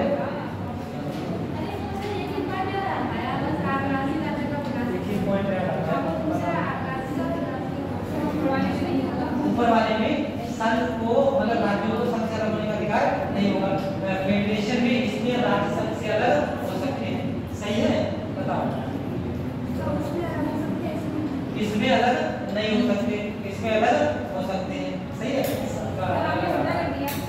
हमें क्या पता, हमें पता ही नहीं, हम तो भूल गए। अभी आप लोगों पे आंसर ले रहे हैं, अभी हम लोग पूरा पॉलिटी पढ़ चुके हैं, वही आंसर दे रहे हैं, बेसिक कॉन्सेप्ट पता होगी, कॉन्सेप्ट नहीं हो सकते, इसमें नहीं हो सकते, इसमें अलग अलग हो सकते हैं। और बताओ कोई लोग भाई, ये नहीं कॉन्सेप्ट है, या तो हो सकते हैं या नहीं हो सकते हैं, बाकी और तो सब चीजें सेम है।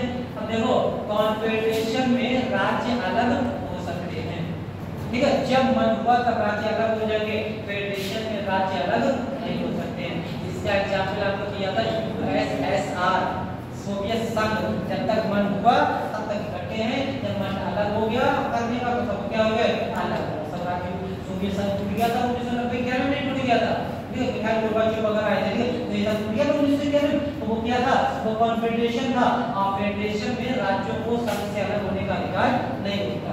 ठीक, ऐसा कर यही बेसिक कॉन्सेप्ट है फेडरेशन और कॉन्फेडरेशन का। बाकी और सब चीजें लगी अलग, लेकिन संविधान ये संविधान वो संविधान, बाकी सब बातें अलग। मेन चीज बस यही है, कॉन्फेडरेशन में राज्यों को संघ से अलग होने का अधिकार होता है, फेडरेशन में राज्यों को संघ से अलग होने का अधिकार नहीं होता। ठीक है, ये बेसिक कॉन्सेप्ट ना भूलो भाई, यही बेसिक कॉन्सेप्ट इसी में तो पूरा समझना लिखा हुआ। आप वो बात करो है कि आपसे पूछ लिया जाए कि कौन से अनुच्छेद के तहत राष्ट्रीय अध्यादेश जारी किए गए, तो भूल जाओ कि हाँ 123 213, कोई बात नहीं, लेकिन जारी करने का जो प्रोसेस है वो बताओ ना, वही कॉन्सेप्ट है। ठीक है, फैक्ट तो भूल जाओ, कोई बात नहीं, फैक्ट अगर आप भूल जाओ, फैक्ट आपको पेपर का समय पे एक बार दोहराओगे तो बस फैक्ट दोहराओगे जल्दी जाओगे, और कॉन्सेप्ट ही भूल गए तब तो फिर से पूरा पढ़ना पड़ेगा। तो कॉन्सेप्ट ना भूलो, फैक्ट भूल जाओगे, फैक्ट रिपीट कर लोगे, कॉन्सेप्ट कब तक रिपीट करो, कॉन्सेप्ट रिपीट करने का मतलब पूरा संविधान फिर से पढ़ना है, और फैक्ट भूल जाने का मतलब है एक बार हाईलाइट किया पढ़ दिया और खत्म। तो कॉन्सेप्ट ना भूलो। तो देखो अमेरिका की बात करें तो 1776 में अमेरिका के 13 उपनिवेशों ने मिलकर एक फेडरेशन बनाया था। रियलिटी में क्या था, ये कॉन्फेडरेशन था कि जब तक 13 उपनिवेशों के आपस में संबंध ठीक ठाक रहेंगे तब तक बने रहेंगे, जब इनके संबंध खराब हो जाएंगे तो क्या हो सकते हैं, अलग भी हो सकते थे। ये अलग होने का विचार मतलब बनाया नहीं उसमें, मतलब ऐसे ना बिना कही हुई बात थी कि हम लोगों के हित सर्वोच्च, लेकिन आगे चलते सुप्रीम कोर्ट में एक डिसीजन आया था, तो सुप्रीम कोर्ट ने कहा था कि राज्यों को संघ से अलग होने का अधिकार नहीं है। तो वहीं से सुप्रीम कोर्ट के इसी आदेश के बाद अमेरिका क्या बन गया, फेडरेशन बन गया। ठीक है, पहले क्या था, पहले कॉन्फेडरेशन था, तो सुप्रीम कोर्ट के आदेश के बाद अमेरिका क्या बन गया, फेडरेशन बन गया। और देखो अमेरिका अभी 13 उपनिवेश बन गए, इसके बाद अमेरिका में धीरे धीरे करके और भी राज्य शामिल होने लगे। प्रेजेंट में अगर देखें, प्रेजेंट में अमेरिका में 50 राज्य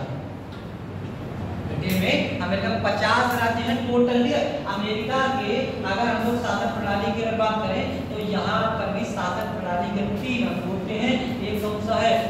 विधायिका, विधायिका, दूसरा कौन सा हो जाता है कार्यपालिका, और तीसरा कौन सा होता है न्यायपालिका। यहाँ पर भी तीन यही होते हैं, लेकिन यहाँ की शासन प्रणाली और बाकी भारत या ब्रिटेन की शासन प्रणाली से ये एकदम अलग है। कैसे करें? यहाँ की विधायिका की अगर बात करें तो यहाँ की विधायिका में भी 2 सदन होते हैं, यहाँ पर भी 3 होते हैं, राष्ट्रपति होता है, सदन यहाँ पे 2 होंगे। एक को क्या कहते हैं हाउस ऑफ रिप्रेजेंटेटिव, रिप्रेजेंटेटिव, ये कौन सा रहता है हाउस ऑफ रिप्रेजेंटेटिव, और दूसरे को हम लोग क्या कहते हैं, दूसरे को हम लोग कहते हैं सीनेट। अमेरिका का एक सदन क्या कहलाएगा हाउस ऑफ रिप्रेजेंटेटिव, और दूसरे को क्या कहेंगे सीनेट, और वहां की विधायिका यानी कि संसद को क्या कहते हैं कांग्रेस। कांग्रेस शब्द कहां से लिया गया? अमेरिका से लिया गया। तो अमेरिका की संसद को क्या कहते हैं कांग्रेस कहते हैं। यहाँ की संसद 2 सदन हो जाएंगे, हाउस ऑफ रिप्रेजेंटेटिव और दूसरा कौन सा सीनेट। सीनेट की अगर बात करें ये कैसा सदन है, ये अपर हाउस है, ये अपर हाउस है। अपर हाउस यानी कि हमारी राज्यसभा के जैसा, और अगर हाउस ऑफ रिप्रेजेंटेटिव की अगर बात करें ये कैसा हो जाएगा, ये लोअर हाउस हो जाएगा, हमारा लोअर हाउस यानी कि ये किसकी तरह हो जाएगा लोकसभा के तरह हो जाएगा। सीनेट की अगर बात करें तो ये हमारे भारत की राज्यसभा से बहुत अंतर लेके बैठी हुई है। इस तरीके से अंतर लेके बैठी हुई है कि हम अपने अपर हाउस को क्या कहते हैं राज्यसभा कहते हैं। मतलब क्या हो गया, अगर इसको हम 2 हिस्सों में बांट लें तो 2 शब्द कौन से निकल के आएंगे, एक राज्य और दूसरा कौन सा सभा। मतलब राज्यों की सभा, ये राज्यों की सभा होनी चाहिए, लेकिन आपने देखा कि राज्यसभा वास्तव में राज्यों की सभा है नहीं। इसमें अलग अलग क्षेत्रों के लिए अलग अलग सीटें आवंटित की गई हैं, जगह जगह से अलग अलग लोग आते हैं। अमेरिका की सीनेट वास्तव में राज्यों का प्रतिनिधित्व करती है। अमेरिका में चाहे छोटा राज्य हो चाहे बड़ा राज्य हो, प्रत्येक राज्य के लिए 2 सीटें आवंटित की गई हैं। प्रत्येक राज्य के लिए 2 सीटें आवंटित की गई हैं, चाहे छोटा प्रांत हो चाहे बड़ा। पेंसिल्वेनिया है, लुइसियाना है, ये छोटे छोटे राज्य छोटा प्रांत है, बड़े बड़े राज्य वाशिंगटन बड़ा प्रांत है। तो बड़े राज्य हो चाहे छोटे राज्य हो, हर राज्य को वहां पर 2 सीटें दी गई हैं। तो इस तरीके से सीनेट की कुल सदस्य संख्या कितनी हो जाती है 100। ठीक है, सीनेट की कुल सदस्य संख्या कितनी हो जाएगी 100 हो जाएगी। एक चीज ध्यान रखिए कि सीनेट का पहला पॉइंट ये अपर हाउस है, ये वास्तव में राज्यों का सदन है। ये कैसा हो जाएगा, वास्तव में राज्यों का सदन हो जाएगा। इसमें प्रत्येक राज्य को बराबर बराबर प्रतिनिधित्व दिया जाता है। एक राज्य के 2 सीटें, मतलब टोटल मिलाकर सीनेट में कितनी सीटें हो गई 100 सीटें हो गई। और ये सभी राज्यों को बराबरी से ये कमांड ट्रीट करता है, इसीलिए वास्तव में इसको क्या कहते हैं राज्यों का सदन कहते हैं। हाउस ऑफ रिप्रेजेंटेटिव की बात करेंगे तो ये सामान्य सदन होगा, लोअर हाउस तो हमारे जैसे हमारी लोकसभा होती है वैसी होती है। इसको डिटेल में दोनों देखते हैं क्या क्या होता है। दूसरा हमारा देखिए, दूसरा कौन सा रहता है कार्यपालिका हो जाता है। कार्यपालिका के हेड की अगर बात करें तो कार्यपालिका के हेड कौन हो जाएंगे राष्ट्रपति। संघ की कार्यपालिका का प्रमुख हमारे राष्ट्रपति होता है, यहाँ पर भी कौन हो जाएगा राष्ट्रपति। इनको सहायता और सलाह देने के लिए कौन होते हैं मंत्री होते हैं।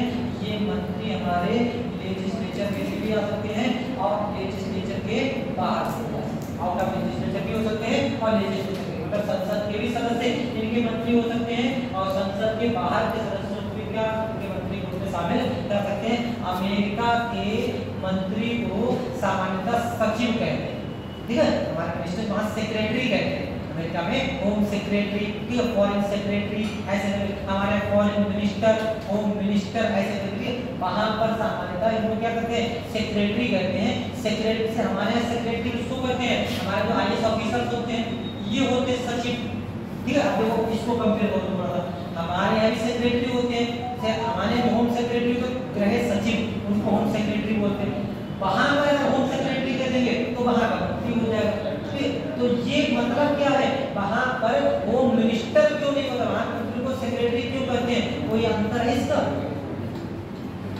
कोई वजह है? क्योंकि वहां के मंत्रियों को हम लोग सचिव कहते हैं, क्योंकि हमारे यहाँ जो लोग सचिव का कार्य करते हैं वही काम वहां में मंत्री करते हैं, ठीक है। मतलब ये है कि हमारे सेक्रेटरी होते हैं ये मंत्रालय में अधिकारियों के राष्ट्रपति के एक साथ कह सकते हैं कि कर्मचारी टाइप के होते हैं, ऐसी सिस्टम चलता है। अमेरिका में।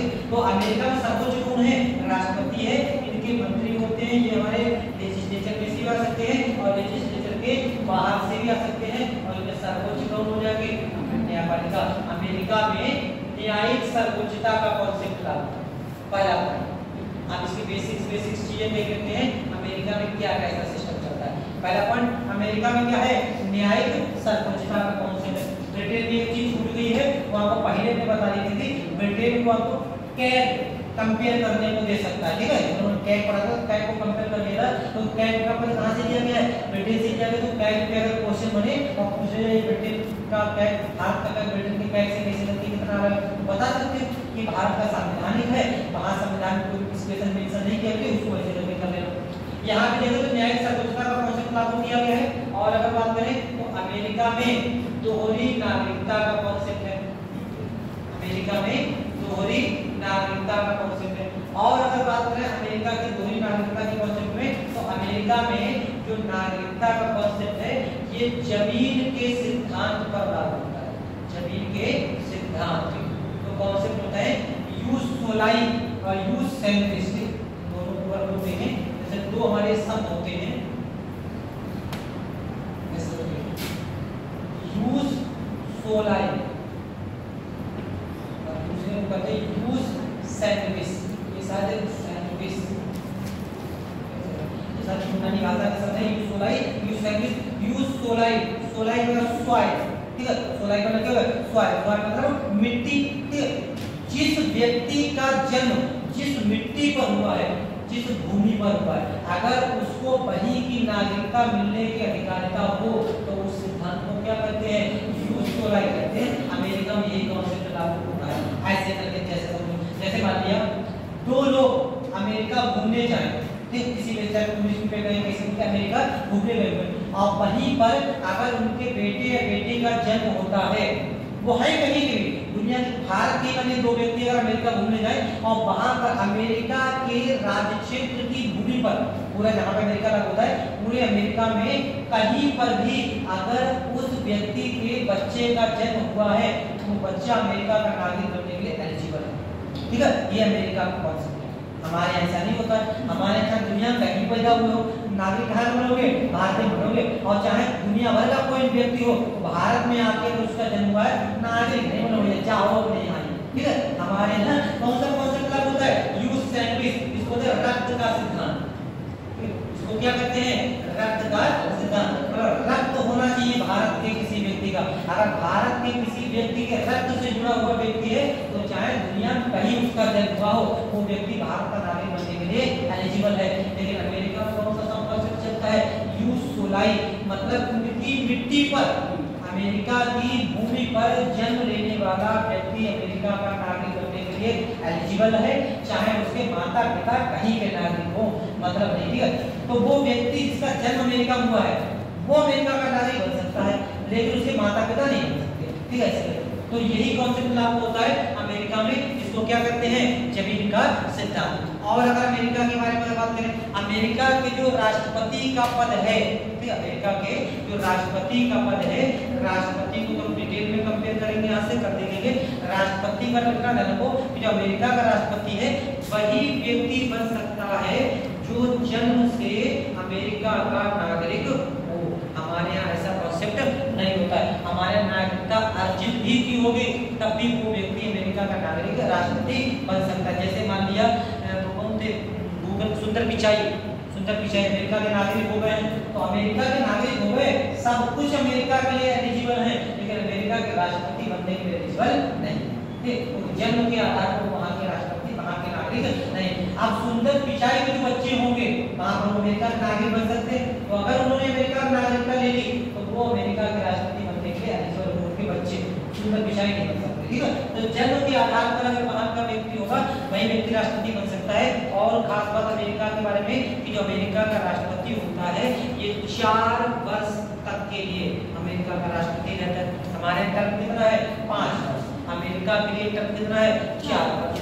तीसरी बात, भारत में जो राष्ट्रपति होता है कितनी भी बार राष्ट्रपति बने, एक बार 5 वर्ष का क्या पूरा कर लिया, फिर से बन गए, फिर से कोई रोक टोक नहीं है। लेकिन अमेरिका में एक व्यक्ति केवल 2 बार ही राष्ट्रपति बन सकता सकता है, तीसरी बार नहीं आ सकता। ठीक है, जैसे डोनाल्ड ट्रंप दूसरा कार्यकाल चल रहा है, इसके बाद नहीं आ सकते। बराक ओबामा दोबारा कार्यकाल हो गया, ठीक है, अब नहीं आ सकते, वरना लड़ते ना दोबारा इलेक्शन, नहीं लड़े ना, कुछ 2 टर्म उनके पूरे हो गए थे। तो 2 बार के लिए वहां पर व्यक्ति राष्ट्रपति बन सकता है, यानी कि 8 वर्ष तक। ठीक है, इसके अलावा नहीं बन सकता। अमेरिका के राष्ट्रपति के महाभियोग की प्रक्रिया देखेंगे, अलग है भारत के राष्ट्रपति की अपेक्षा, कैसे करके अलग है, इसको बाद में देखेंगे। और अगर देखिए अमेरिका में दोहरी नागरिकता हो गई। इसके अलावा वहां की शासन प्रणाली कैसी है, अध्यक्षीय शासन प्रणाली। अमेरिका में अध्यक्षीय शासन प्रणाली है। और अगर देखें अमेरिका के बारे में, तो अमेरिका में भी द्विसदनीय व्यवस्था है, द्विसदनीय व्यवस्था है। अमेरिका में गणतंत्रात्मक लोकतंत्र के सिद्धांत को अपनाया गया है। तो गणतंत्र और लोकतंत्र साथ में आ सकते हैं, लेकिन गणतंत्र और राजतंत्र साथ में नहीं आ सकते। तो अमेरिका में गणतंत्रात्मक लोकतंत्र के कॉन्सेप्ट को अपनाया गया है। मतलब ये होता है कि अमेरिका का जो राष्ट्रपति होगा वो वंशानुगत नहीं होगा। अमेरिका में सरकार पब्लिक के द्वारा चुनी जाएगी। वहाँ सरकार राष्ट्रपति चलाते हैं, तो कौन किस प्रकार चुना जाता है, डायरेक्ट पब्लिक के माध्यम से चुना जाएगा। तो लोकतंत्र का ये मतलब होता है जहाँ पर सरकार पब्लिक से चुनी जाए, और गणतंत्र का मतलब होता है जहाँ का हेड ऑफ स्टेट वंशानुगत नहीं होगा। अमेरिका में क्या हो जाएगा, गणतंत्रात्मक लोकतंत्र, इसका कॉन्सेप्ट हो जाएगा अमेरिका। इतनी चीजें बेसिक्स ध्यान रखिए अमेरिका का। पहला पॉइंट, 1776 में 13 उपनिवेशों ने स्वतंत्र होकर एक फेडरेशन की स्थापना कर दी, सुप्रीम कोर्ट कॉन्फेडरेशन की स्थापना कर दी। सुप्रीम कोर्ट के निर्देश के बाद ये क्या बन गया, एक फेडरेशन बन गया। ठीक, वर्तमान में अमेरिका में कितने राज्य हैं, 50 राज्य हैं। यहाँ पर 3 शासन प्रणाली के अंग हैं, विधायिका, कार्यपालिका, न्यायपालिका।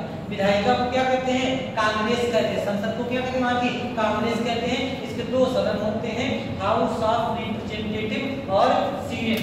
इसको ध्यान रखना, हाउस ऑफ रिप्रेजेंटेटिव को ब्रिटेन में क्या कहते हैं, हाउस ऑफ कॉमन्स कहते हैं। यहाँ पर क्या कहते हैं, हाउस ऑफ रिप्रेजेंटेटिव कहते हैं। दूसरा सदन कौन सा है, सीनेट। जैसे हमारे उपराष्ट्रपति राज्यसभा का अध्यक्ष होता है राष्ट्रपति, ऐसे करके अमेरिका में भी जो राष्ट्रपति होते हैं वो सीनेट के अध्यक्ष होते हैं। ठीक है, ये यहाँ तक की बात सेम है।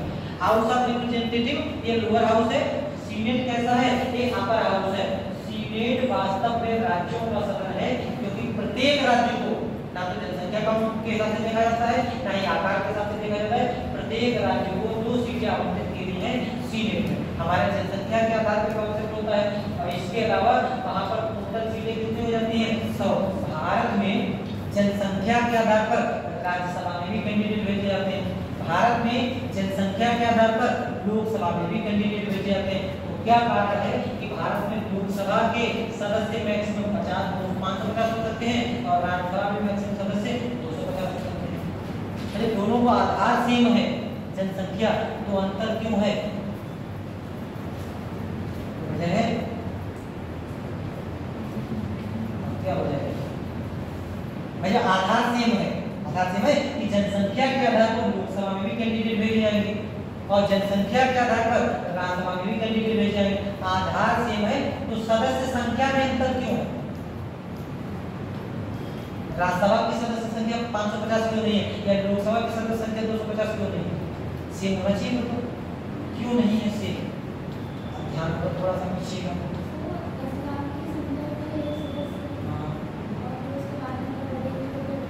बाद में हाँ पहले सही पूछिए, हाँ पहले सही जगह पूछिए, बस अब इसको कॉन्सेप्ट क्लियर कर दो कैसे करें।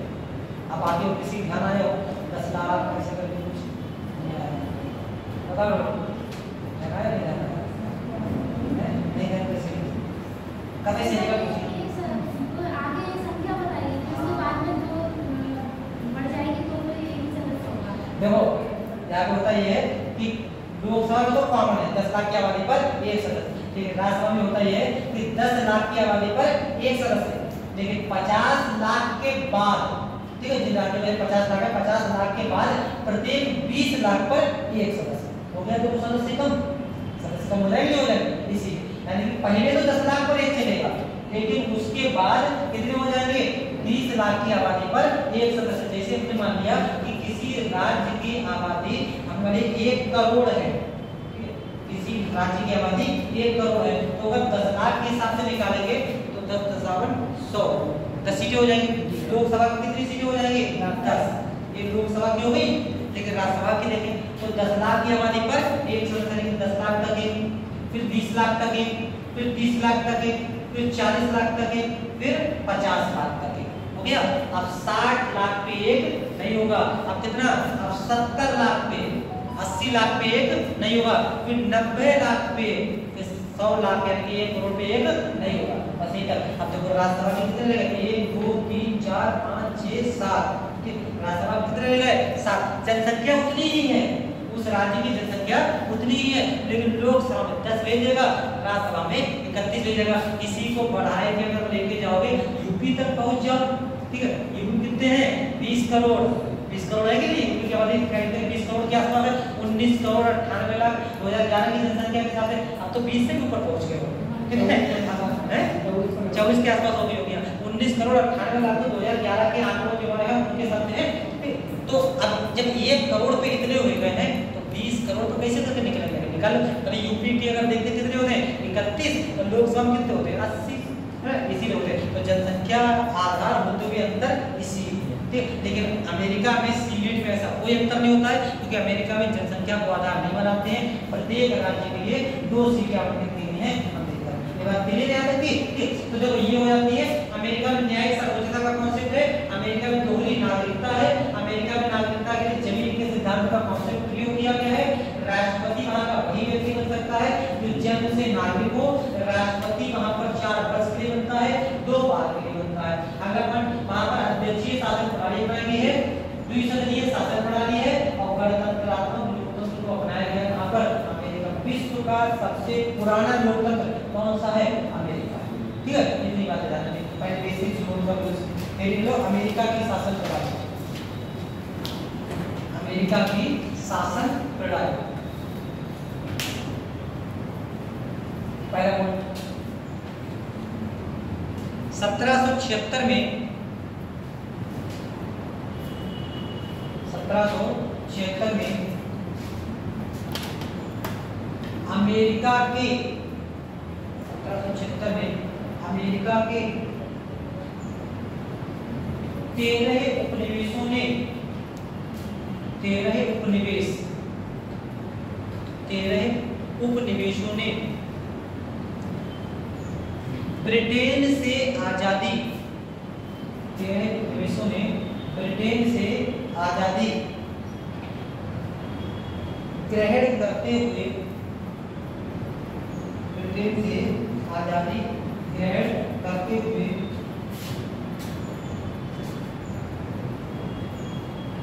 एक संघ की स्थापना की, एक संघ की स्थापना की। अगला पॉइंट, प्रारंभ में अमेरिका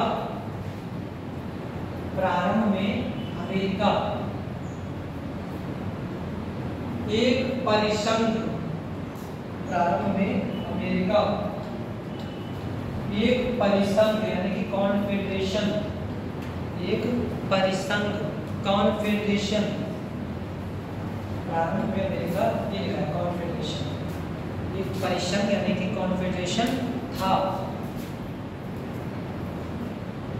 किंतु सुप्रीम कोर्ट के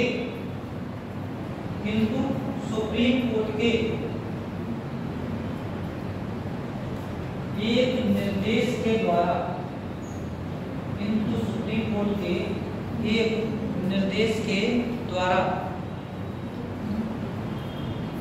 इसे फेडरेशन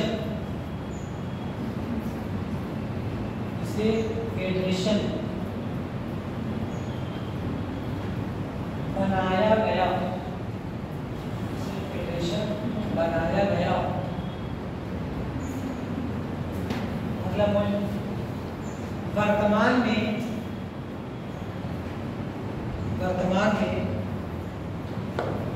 अमेरिका में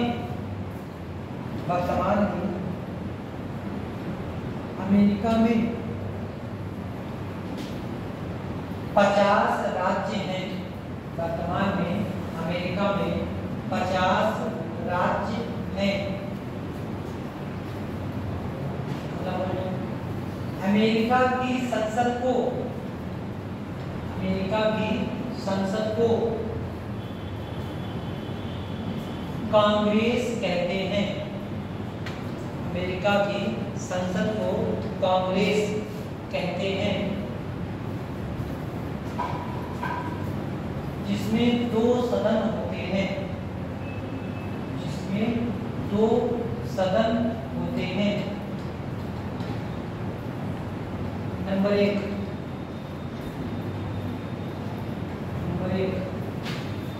हाउस ऑफ रिप्रेजेंटेटिव, पहला कौन सा होता है? House of representative, house of representative. Number 2 House of representative क्या करेंगे? Lower house, house of representative उसके करेंगे लोअर हाउस। इसको हिंदी में कहते हैं प्रतिनिधि सभा। हाउस ऑफ रिप्रेजेंटेटिव को हिंदी में प्रतिनिधि सभा कहते हैं। हाउस ऑफ रिप्रेजेंटेटिव इसका करेंगे lower house. Number 2 senate, senate कौन सा? हाँ, प्रतिनिधि सभा, हिंदी में इसको कहते हैं प्रतिनिधि सभा। नंबर 2 सीनेट, सीनेट क्या है वो? यह उच्च सदन है। सीनेट क्या है वो? यह उच्च सदन है, जिसे राज्यों का सदन, जिसे राज्यों का सदन कहा जाता है, जिसे राज्यों का सदन कहा जाता है। अगला पॉइंट, इसमें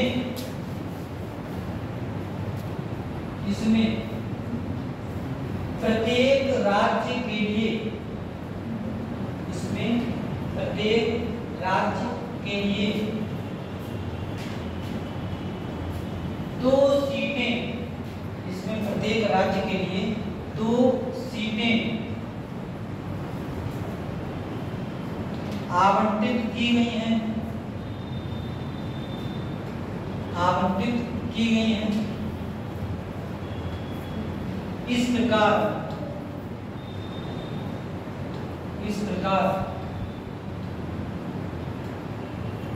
इसमें कुल 100 सीटें हैं।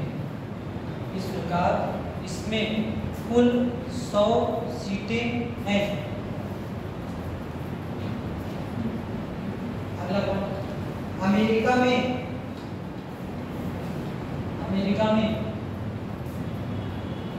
न्यायिक, अमेरिका में शासन प्रणाली के प्रमुख विशेषताएं, अमेरिका में शासन प्रणाली की प्रमुख विशेषताएं निम्नलिखित हैं,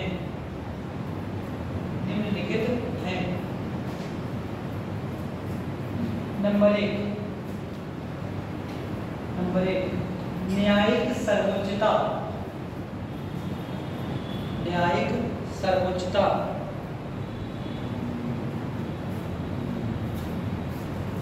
नंबर 2 दोहरी नागरिकता। ये चीजें देखो भारत से अलग है, हमारे न्यायिक सर्वोच्च नहीं, हमारे पहले से कार्य करती है। हमारी गहरी नागरिकता, वहां पर क्या है? दोहरी नागरिकता। दोहरी नागरिकता और नागरिकता में ये वाला सिद्धांत अलग है। यूज सोलाई, इसको कहते हैं, अगला पॉइंट इसी में लिख लो, यूज सोलाई का सिद्धांत, यूज सोलाई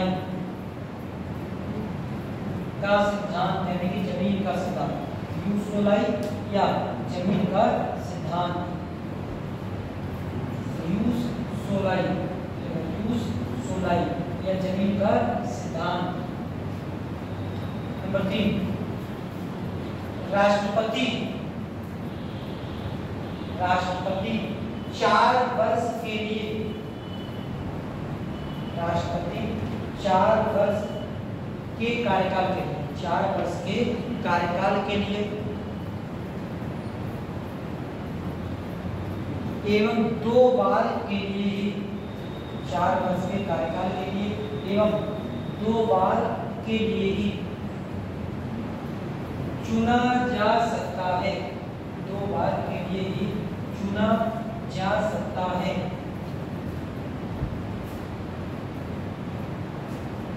अगला पॉइंट, अमेरिका का राष्ट्रपति, अमेरिका का राष्ट्रपति वही व्यक्ति बन सकता है, अमेरिका का राष्ट्रपति वही व्यक्ति बन सकता है जो जन्म से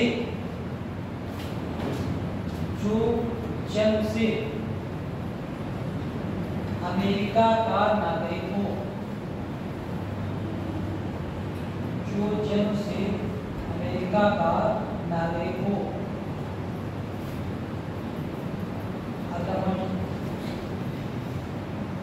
अमेरिका में अध्यक्षीय शासन प्रणाली, अमेरिका में अध्यक्षीय शासन प्रणाली है।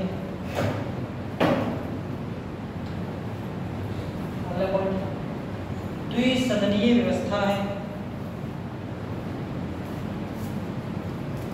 द्विसदनीय व्यवस्था है।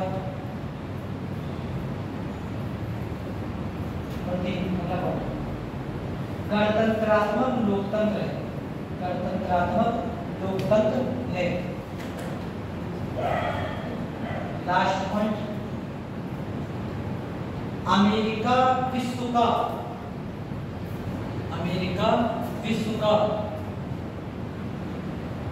सबसे प्राचीन लोकतंत्र है, अमेरिका विश्व का सबसे प्राचीन लोकतंत्र है। ठीक है, ये हमारी अमेरिका के साथ होगा। अमेरिका में थोड़ा बहुत बचा हुआ है, ठीक है, इसको हम लोग कल कर लेंगे और कल आपका ये हो जाएगा। इसके बाद ये टॉपिक होता है रिप्रेजेंटेशन ऑफ पीपल, जरा सा है आधा तो हम लोग आज ये पढ़े हुए ही हैं। अब उसी को इकट्ठा करके एक जगह पे देख लेंगे रिप्रेजेंटेशन ऑफ पीपल में क्या करेंगे। अगर किसी को कोई टॉपिक को कोई प्रॉब्लम हो, ठीक है, तो बता देना। कल सुबह जितना समय रह जाएगा उसको कर लेंगे। अगर फिर भी अगर समय बचेगा थोड़ा तो एक आध हम कर देंगे और उससे टॉपिक लेकर अपने टॉपिक करेंगे।